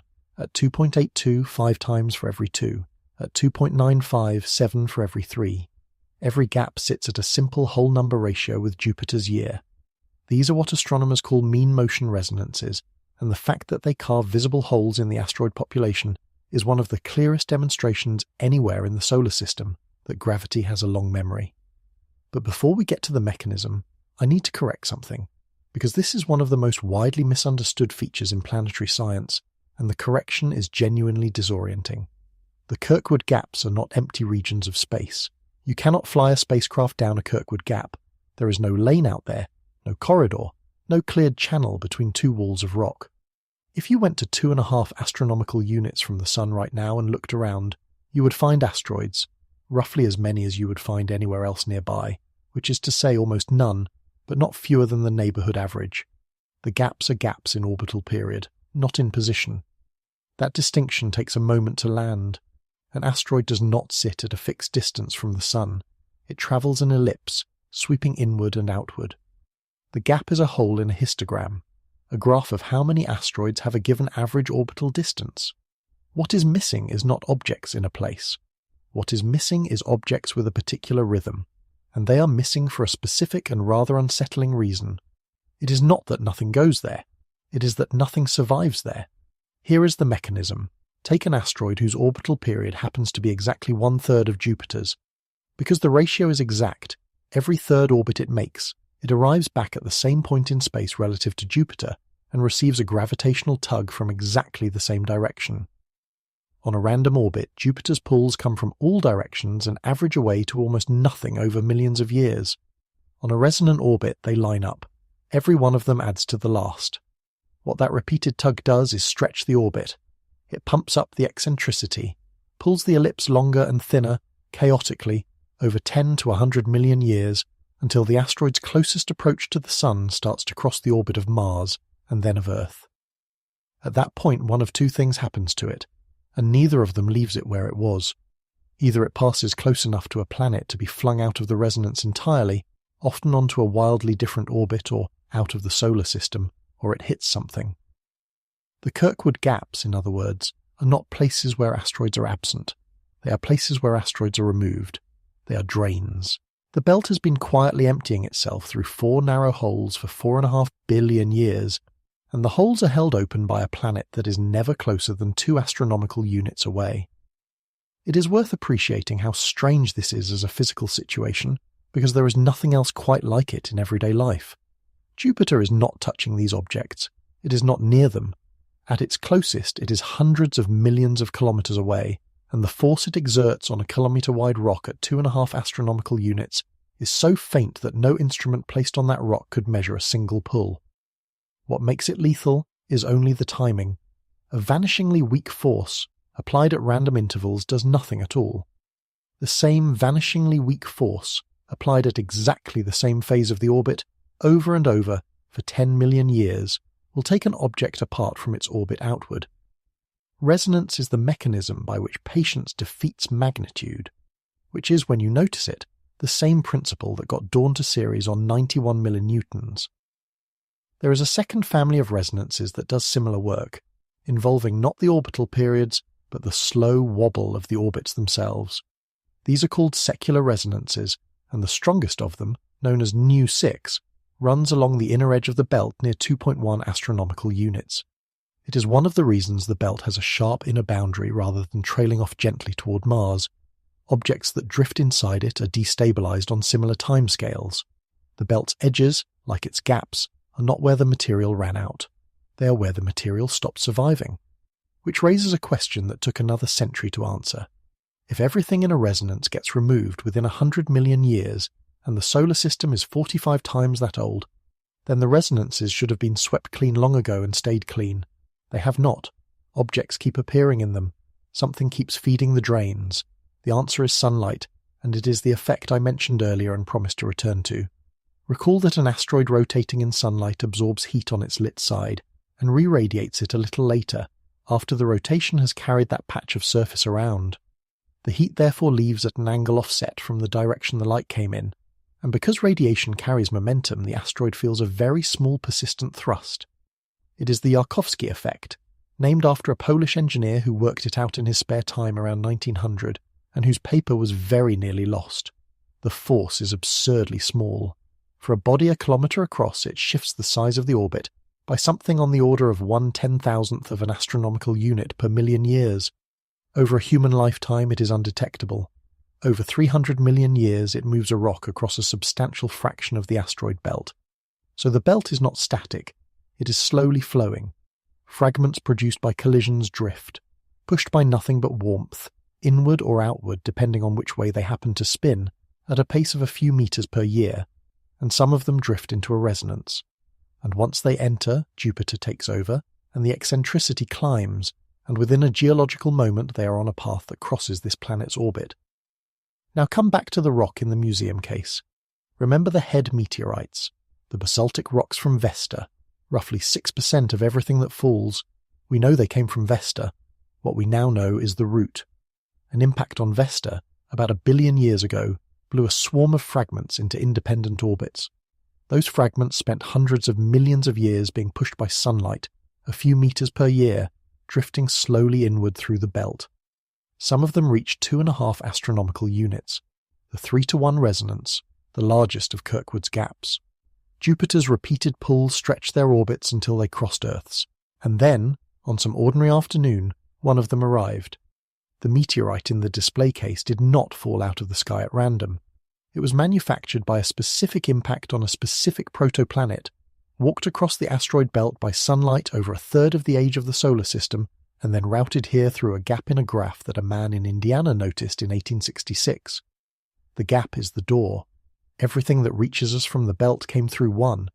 This also quietly answers a question people ask about planetary defense, which is where dangerous near-Earth asteroids come from. They are not a separate population that has always been near us.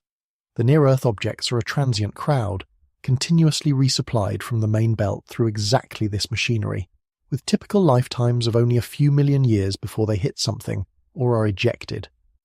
Every object on that list is a recent arrival, and the supply line runs through the Kirkwood gaps.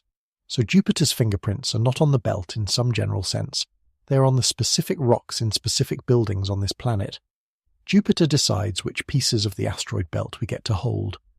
But the resonances only explain how material leaves. They do not explain what makes the fragments in the first place, and the belt is full of them, not scattered at random but grouped, in a pattern that was noticed in 1918, and that turns the whole region into something closer to a crime scene. In 1918, a Japanese astronomer named Kiyotsugu Hirayama did for the shape of asteroid orbits what Kirkwood had done for their size. He took the catalogue and plotted not just the average distance of each asteroid from the Sun, but also how elongated its orbit was and how steeply it was tilted, and he looked for structure. He found clusters, groups of asteroids sharing very nearly the same orbital distance, the same eccentricity, and the same inclination, matching one another far more closely than any random distribution allows. He proposed that each cluster was the debris of a single collision, one parent body, broken apart at one moment, its fragments inheriting the parent's orbit and carrying it forward together. He was right, and it is worth understanding why the evidence survives at all, because on Earth it would not. Break a rock on this planet and the pieces fall down. They land, they stop, and within a few thousand years, water and wind and biology have moved them, sorted them, buried them, and worn them into something unrecognizable. The Earth destroys its own record continuously. That is why geology is difficult. Break a rock in the asteroid belt and none of that happens. There is no ground for the pieces to land on and no atmosphere to slow them. Each fragment simply continues on its own orbit around the Sun, and because the collision imparted only a modest spread of velocities, all of those orbits look very nearly like the orbit of the thing that broke. The debris stays together, loosely, drifting apart at a pace of meters per second for hundreds of millions of years. The evidence does not decay. It just spreads out very slowly, so the asteroid belt keeps its receipts. Roughly a third of all catalogued asteroids belong to an identifiable family, and the major ones have names: Themis, out near 3.1 astronomical units, dark and carbonaceous; Eos, Coronis, Flora, Eunomia, Nisa Polana, and the Vesta family, the Vestoids, which we have already met.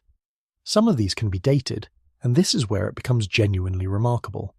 Because the fragments drift apart at a known rate, you can take the present-day orbits of a family's members, run the gravitational equations backwards, and watch the orbits converge.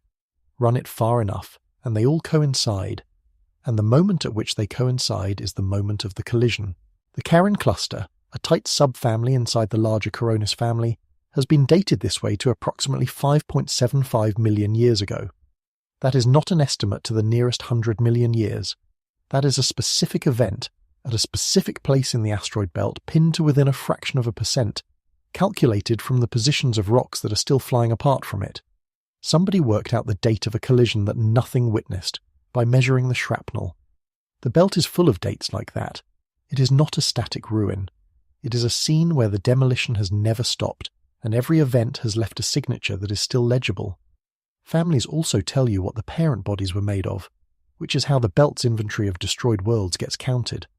If the members of a family all share a basaltic spectrum, the parent had a crust that had melted. If they are uniformly dark and carbonaceous, the parent never melted at all and preserved its original chemistry.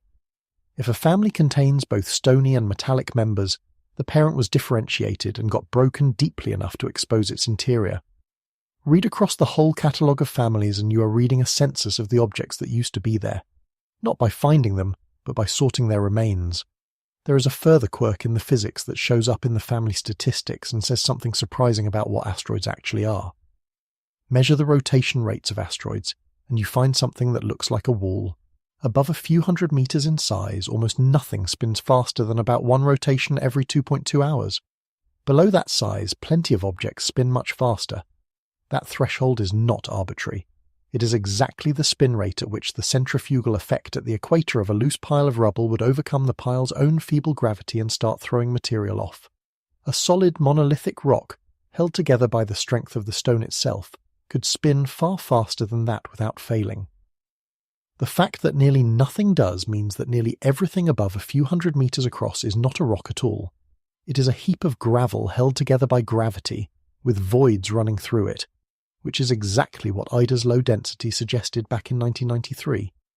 There is a cautionary story attached to this, and I think it is worth telling because it shows the field behaving well. In 2007, a study proposed that the Baptistina family, the debris of a collision in the inner belt, was the source of the impactor that struck the Earth 66 million years ago and ended the age of the dinosaurs. The timing seemed to work. The composition seemed to work. It was a satisfying story. A specific collision in the asteroid belt, a specific chain of consequences, a specific crater in the Gulf of Mexico. Then, infrared survey data from the WISE spacecraft gave a much better handle on the sizes and albedos of the family members, and the family was redated. It now appears to have formed around 80 million years ago rather than 160.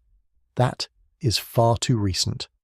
There simply would not have been enough time for a fragment to drift into a resonance, be pumped onto an Earth-crossing orbit, and arrive by 66 million years ago.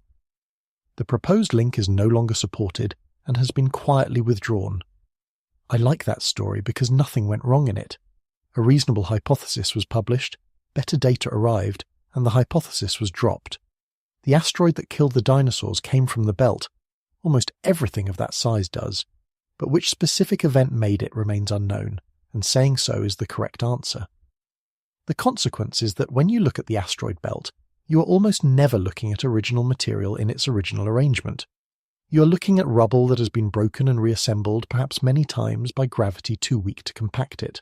Objects in the belt are less like boulders than like piles of stones left where they fell, and that has enormous practical implications for anyone who ever wants to land on one, deflect one, or take a sample from one. There is one more piece of evidence for the ongoing demolition, and it is visible in the infrared. In 1984, the IRIS satellite surveyed the sky at infrared wavelengths and found bands of dust circling the Sun. Not a smooth haze, distinct bands with orbital properties that could be measured. When those properties were compared against the asteroid families, they matched.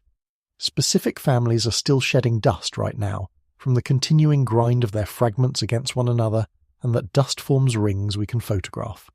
Modern surveys are about to make all of this much richer. Automated sky patrols such as the Zwicky Transient Facility already discover asteroids at a rate that would have been unimaginable to Hirayama, and the Vera C. Rubin Observatory, working through its 10-year survey of the southern sky, is expected to multiply the catalogue several times over within a few years. Families that are currently defined by a few dozen members will be defined by thousands. Dates that are currently uncertain by a factor of 2 will tighten. The demolition record is about to become much more legible. The rate of the demolition is easy to underestimate because the belt is so empty. Collisions between 2-kilometre scale asteroids are thought to occur somewhere in the main belt roughly once every 100,000 years. That sounds rare, and on a human scale it is. On the scale the belt operates on, it is relentless. 45,000 such events since the solar system formed, each one producing a family, each one adding tens of thousands of new objects to the catalogue while removing one older one. Collisions between meter-scale bodies happen continuously. The asteroid belt is being ground finer every day, which sets up the last strange thing about the objects out there, and it is the one I find hardest to accept even knowing the evidence. Some of these fragments, when they are broken open, turn out to have ice inside them, in a place far too warm and far too exposed for ice to have any business surviving. There is a clean dividing line in the way we were all taught the solar system, and it goes like this. Asteroids are rocks. They live between Mars and Jupiter, and they are inert. Comets are ice. They live out beyond Neptune, and when they fall inward, the ice sublimates and they grow a tail. 2 categories, 2 locations, 2 behaviours, no overlap. That line has been failing for 30 years, and the place where it fails is the asteroid belt. In 1996, 2 astronomers, Eric Elst and Guido Pizarro, were looking at images of a perfectly ordinary main belt asteroid, catalogued as 7968 Elst-Pizarro, when they noticed something that should not have been in the frame. The object had a tail, a long, narrow, dusty tail of exactly the kind that comets grow, extending away from a body whose orbit was completely asteroidal. A semi-major axis around 3.16 astronomical units, low eccentricity, sitting squarely inside the belt as a member of the Themis family. It got a second designation. It is now also catalogued as Comet 133P, and it is the founding member of a class of objects called main belt comets, or more broadly active asteroids. The obvious first explanation was an impact. If something struck that asteroid, it would throw up a plume of dust, and from 100 million kilometres away, a plume of dust looks a great deal like a tail. That explanation is reasonable, it is boring, and it would have closed the case. It did not survive, and the reason it did not survive is the most satisfying piece of reasoning in this whole part of the story. The tail came back. It came back at the object's next close approach to the Sun, and the one after that, and the one after that. It appears when the object nears perihelion, and it fades as the object recedes. An impact is a random event. It happens once. It does not politely repeat itself every few years in synchrony with the object's distance from the sun. Something that switches on when it gets warmer and switches off when it gets colder is not being hit. It is being heated. And the only material that behaves that way in the quantities required is water ice, sublimating, going straight from solid to vapor in vacuum and dragging dust with it as it goes. Which means there is water ice inside an asteroid in the main belt close enough to the surface that a season's worth of sunlight can reach it. That should not be possible. At 3 astronomical units from the sun, water ice exposed on a surface does not last. It sublimates away in a geological instant. Thousands of years, not billions. Anything sitting in the open out there should have lost its ice before life on Earth had got past single cells. The resolution is insulation. Ice does not survive on the surface. It survives underneath one, beneath even a thin blanket of loose regolith, a metre or two of dark rubble, which is a spectacularly good thermal insulator precisely because it is loose and full of voids. Below that blanket, ice can persist for the entire age of the solar system, and it only becomes visible when something opens a path. A small impact, a landslide, a crack from thermal fatigue. Then the ice at the bottom of that hole starts to see sunlight, and the object grows a tail every summer until the exposed patch runs out. It is worth being precise about how little ice is required to produce the effect, because it changes how you should picture these objects. The tails involved are faint.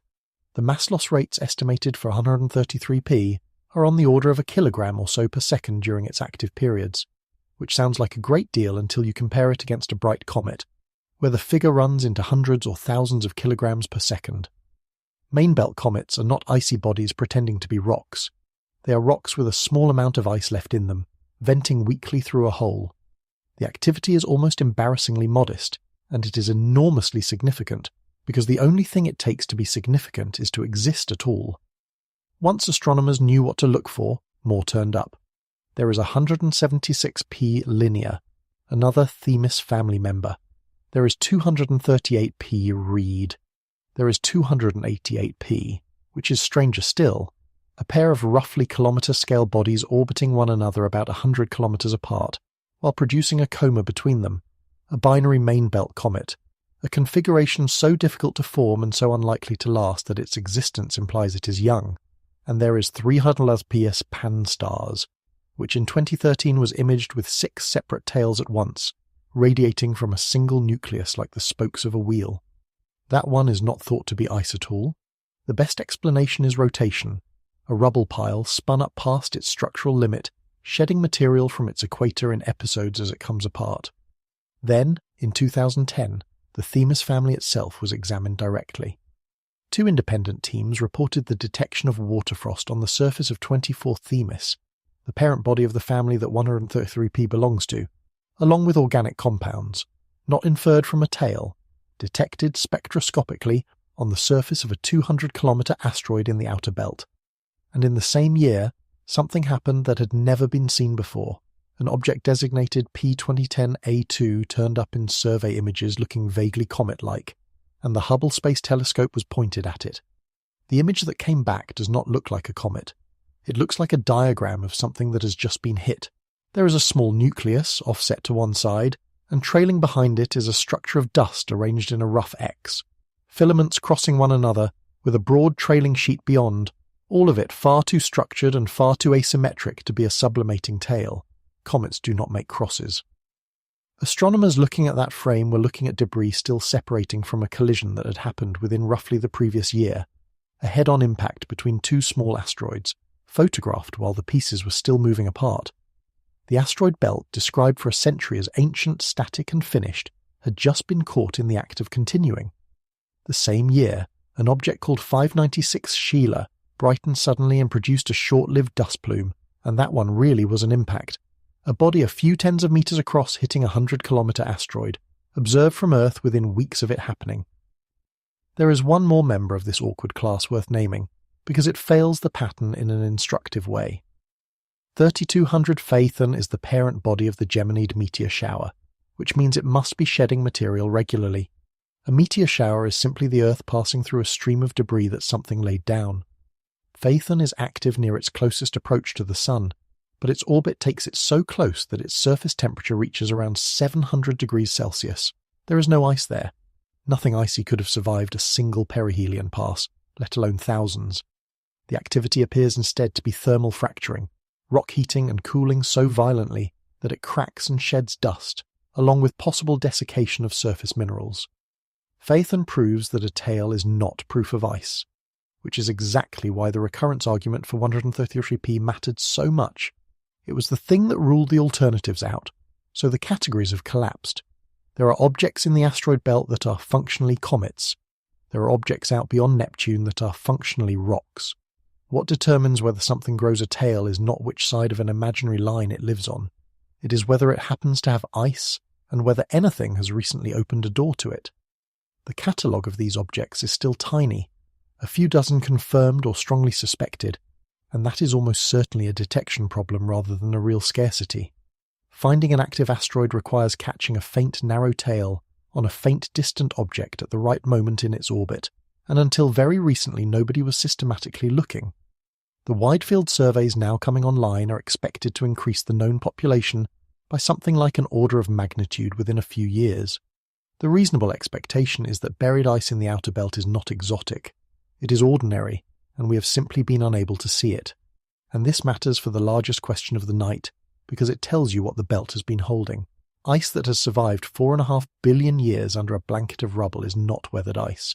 It is original, the same material, chemically, that was condensing out of the disk while the planets were still assembling. The asteroid belt has been running a cold storage operation since before there was an Earth. Which brings us finally to the absence. Because everything we have looked at tonight is a survivor, and we still have not asked the obvious question about survivors: what killed the rest? In 1802, 1 year after Piazzi found Ceres, and a few months after Heinrich Olbers found Pallas, Olbers proposed an explanation for both. There had once been a planet in the gap between Mars and Jupiter, he suggested, and something had destroyed it, and these objects were its fragments. He even gave the lost planet a name, Phaethon, after the boy in the Greek myth who took the reins of the sun's chariot, lost control, and was struck down before he could set the world on fire. It is a very good story. It is intuitive, it is dramatic, it explains the observation, and it is completely wrong.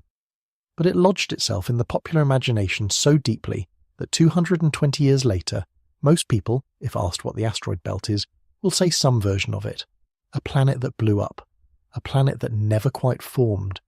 Here is why it cannot be right, and the argument is almost entirely a matter of accounting. The total mass of the asteroid belt is about 4% of the mass of the Moon. A terrestrial planet is thousands of times that. If a planet had been destroyed there, the fragments would still be there. This is the crucial point, and it is the same principle that preserves the collisional families. There is no mechanism to remove that much material and leave no trace. Debris in the asteroid belt does not fall anywhere. It does not decay. It orbits. If a planet's worth of rock had been shattered at 2.7 astronomical units, a planet's worth of rock would still be orbiting at 2.7 astronomical units, and it is not. The composition argument closes it independently. Fragments of a single destroyed body would share a single chemistry and a single history. That is emphatically not what we find. Vesta is differentiated basalt with an iron core. Ceres is ice and salt and clay with liquid brine inside it. Psyche appears to be substantially metal. The Themis family objects are dark carbonaceous rock carrying water frost. These are not pieces of one thing. They are the survivors of many different things, formed at different distances at different times, under different conditions, and then somehow assembled into the same neighbourhood. So the belt is not a planet that broke. But it is also not simply a planet that failed to form, which is the slightly more sophisticated version people usually retreat to. That framing implies there was plenty of material, and it just never came together, the ingredients waiting on the counter. The truth is stranger. The material was there, in enormous quantity, and then it left. Reconstructions of the primordial asteroid belt generally require it to have started with something on the order of 1,000 times its present mass. Enough material to build a substantial planet comfortably. What we see today is less than 1 part in 1,000 of that. More than 99.9% of what was once in that region is gone, not ground into dust and still floating there, gone from the region entirely. The first part of the explanation is a change in regime, and it is a lovely piece of physics because it turns on a single threshold. Planet formation is a matter of collisions that stick. Two objects drifting into one another at a few meters per second, walking pace or slower, will touch, deform slightly and stay together because their mutual gravity and the friction of contact is enough to hold them. Do that continuously for 1,000,000 years and pebbles become boulders, boulders become mountains and mountains become worlds. That is how everything, including the ground under your house, was built. But raise the relative velocity and the same collisions stop building and start destroying. Somewhere above 1 kilometre per second, two rocks meeting do not stick, they shatter. The energy of the impact exceeds the strength holding the material together, and both bodies come apart, and the fragments, still moving fast relative to everything else, go on to shatter other things. So planet formation has a speed limit, and Jupiter broke it. As Jupiter grew, and it grew first, and fastest, and enormously, its gravity began stirring the region inside its orbit.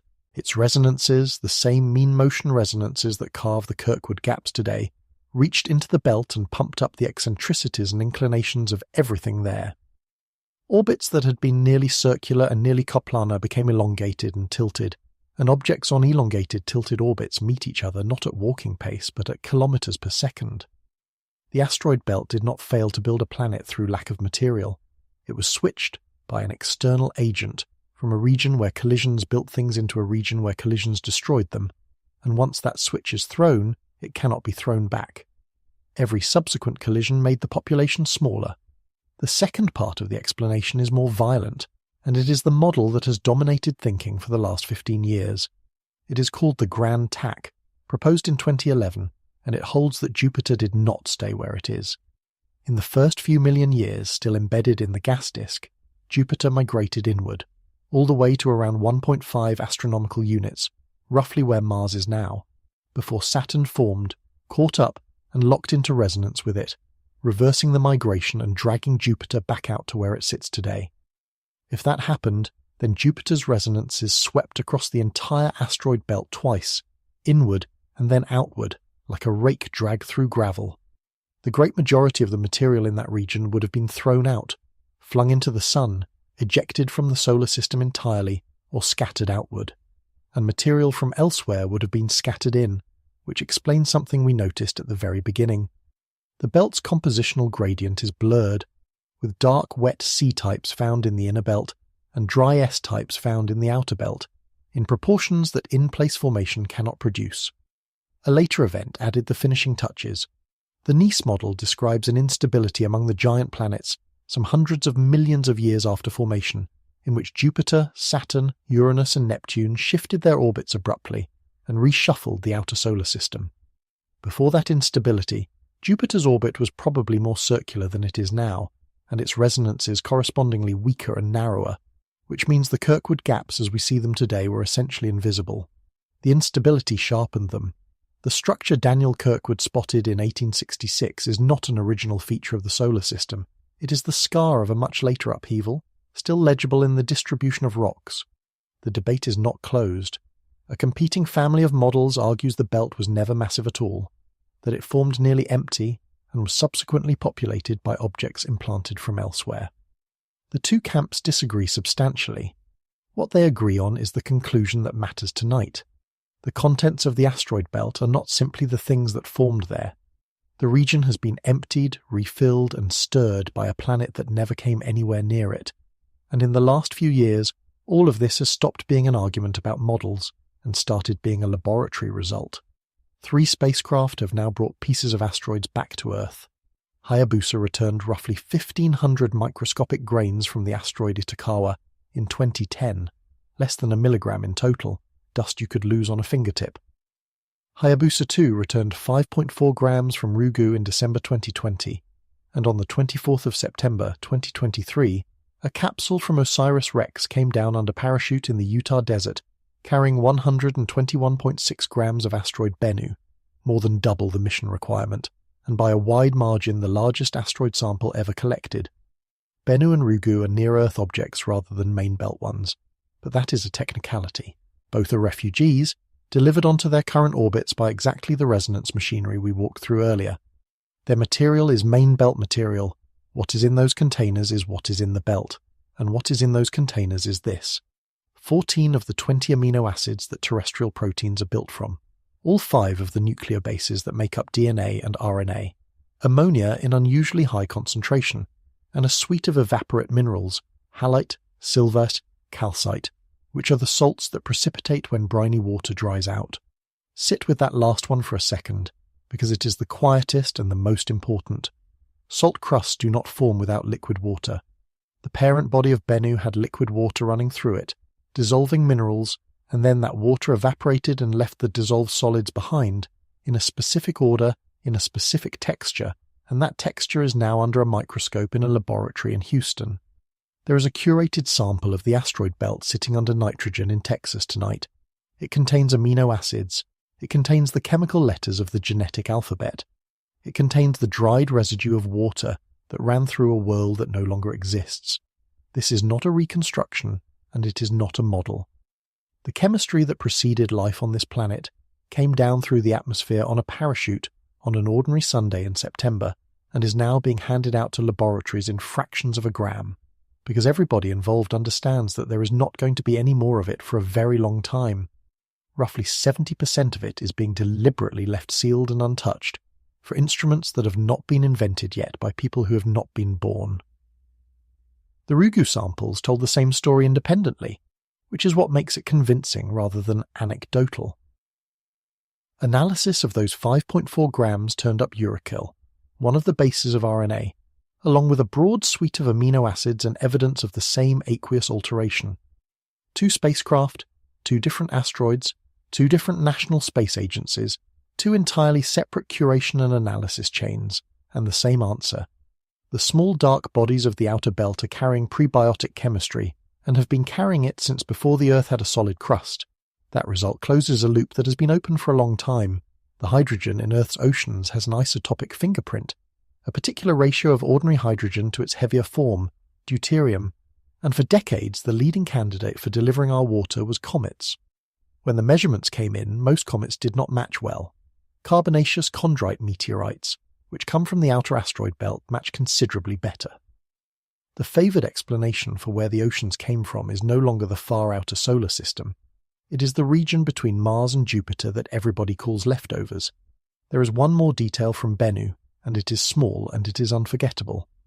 When the sampling head touched down on the 20th of October 2020, it did not bounce off a surface, it sank. Bennu's outer material has almost no cohesion at all. The models describe it as behaving something like a loosely packed ball pit. If you stepped onto that asteroid, you would go straight into it. The belt is not made of boulders, it is made of piles. So we have the whole picture now, and the last thing left is the question I have been holding since the first minute of tonight. So, what does it take to reach the asteroid belt, and what really hides there? The first answer is now simple enough to say in a sentence, and it is not the sentence anyone expects. It takes 19 kilometres per second, 15 months of coasting, a set of solar wings the width of a tennis court to generate the power of a kettle, and, because the arithmetic of chemical rockets makes stopping unaffordable, an engine so weak that you could hold its entire output in your hand and feel almost nothing. That is the price. It is not paid in distance, and it is not paid in courage. It is paid in patience, and the reason 12 or more spacecraft have crossed the belt while exactly one has ever stopped is that patience is the one thing mission planning has the most difficulty budgeting. Dawn's 3 engines, at full throttle, produced 91 millinewtons, the weight of a sheet of paper resting on an open palm. Everything humanity knows about the inside of the asteroid belt as opposed to the outside of it was obtained with that, not with power, with 5.5 years of never switching off. There is something worth carrying away in that on its own, quite apart from the astronomy. The largest journeys are not made by the strongest push. They are made by the push that does not stop. Now the second answer, which is the one I have been holding all night. Start with what does not hide there, because the picture we began with has to be put down properly. There is no field. There is no churning wall of boulders, no debris close enough to touch, no gauntlet to be run. 4% of the moon, spread through 180 million kilometres of radial depth, in a slab tens of millions of kilometres thick, produces a region you could cross blindfolded with odds better than 1 billion to 1. If you stood on a main belt asteroid tonight and turned in a slow circle looking for its neighbour, you would find nothing but stars. But the emptiness is the discovery, not the disappointment. The field is not absent because there was never anything there. It is absent because something took it away. More than 99.9% of the material that once occupied that region is gone, pumped into eccentric orbits by a planet that never came near it, shattered by collisions that had been switched from building to destroying, raked out by Jupiter's migration, drained through 4 narrow resonances that have been running as exits for 4.5 billion years. The empty field you were shown is real. Everyone simply had the reason backwards.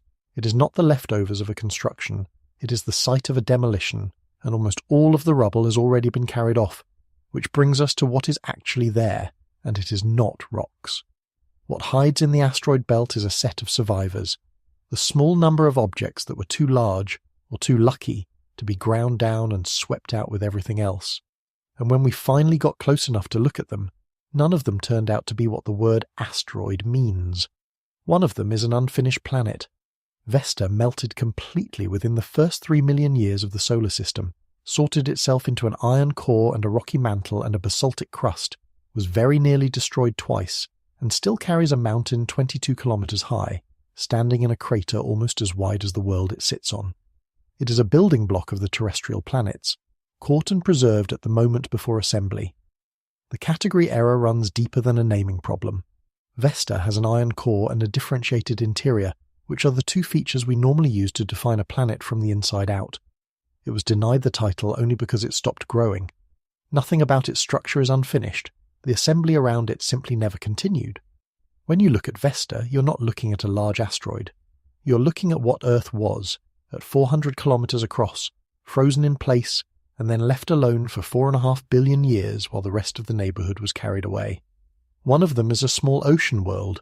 Ceres holds 1/3 of the belt's entire mass, is 1/4 water by weight in its outer shell, and has a layer of salty liquid brine 40 kilometres beneath its surface that is still there and may still be moving. The salt crust in Okata crater includes a mineral that falls apart in centuries. It has not fallen apart. Something delivered it recently, and nothing has established that the delivery has stopped. In a region every textbook calls rubble, there is a body that is geologically alive. One of them may be the inside of a world. If Psyche is what it might be, then in 3 years a spacecraft will enter orbit around an exposed planetary core, the only planetary interior in this solar system that anyone will ever be able to look at directly, because we will never see our own. And around them, in the dark, are objects that grow tails every summer, because they still have original ice buried under a metre of dust, and families of fragments still flying apart from collisions we can date to the year, and a slow, continuous grinding that has never once paused. That is what hides there. Not danger, not a field. The wreckage of a population of small worlds, several dozen of which we can prove existed because we have pieces of their cores in drawers, together with the only unaltered chemical record of what the inner solar system was originally made from, preserved precisely because nothing out there ever grew large enough to melt the evidence away. It is worth saying plainly how thin our knowledge of all this still is, because the honest position is more interesting than the confident one. We have orbited exactly 2 objects in the asteroid belt, and both by the same spacecraft. We have landed on none of them. We have never drilled into one, never sampled a main belt body directly, never put an instrument into Ceres's crust to find out whether that brine is moving this year, or moved 3 centuries ago, and stopped. Every conclusion of tonight rests on remote sensing, on 3 sample returns from objects that used to live in the belt rather than objects that still do, and on the fragments that happened to fall on us by accident. Ceres is now on serious shortlists for a sample return mission, precisely because it is the one place where liquid water, salts, organic chemistry, and accessible surface deposits all coincide within reach of a solar-powered spacecraft. If that mission flies, a great deal of what I have told you tonight will be revised, and that is not a weakness in the story. It is the most reliable thing about it. There is also a version of the belt's future that is worth keeping in mind, because it is not finished. The grinding continues. Collisions between kilometre-scale bodies happen somewhere out there roughly every 100,000 years. Families keep forming, sunlight keeps nudging fragments toward the exits, and Jupiter keeps holding the doors open. Given long enough, the belt continues to drain. It is not a stable structure that will look the same forever. It is a slow leak, and we have arrived partway through it. And here is the last turn, the one I would like you to fall asleep on. The asteroid belt is not remote. We have been talking all night as though it is a place 400 million kilometres away that one spacecraft has ever managed to stop in, and that is true, and it is also the least interesting way to think about it. Because pieces of it are already here. 6% of every meteorite that falls on this planet is a fragment of Vesta's crust, blown off in an impact 1 billion years ago, walked slowly across the belt by nothing but sunlight over hundreds of millions of years, tipped into the 3-to-1 resonance, stretched by Jupiter onto a path that crossed ours, and landed. Some of those fragments are in museum cases with small typed labels beside them. The rock in the museum case is not a souvenir of the asteroid belt. It is a piece of the inside of an unfinished planet, and you could go and stand in front of one this week. And 121 grams of the outer belt's chemistry, amino acids, the letters of the genetic alphabet, the dried salt of water that ran through a body that no longer exists, is sitting under nitrogen in a clean room in Texas tonight, most of it deliberately sealed for instruments that nobody has built yet. We keep describing that region as what was left over. It might be more honest to describe it the other way round. The oceans on this planet appear to have come from there. Quite possibly the chemistry that started in them did too, which would mean the asteroid belt is not the part of the solar system that failed to become anything. It is the part that is still holding the receipt, the one region of the solar system that was disassembled early enough and left alone long enough to keep the record of what all the rest of it was made from. Sleep well,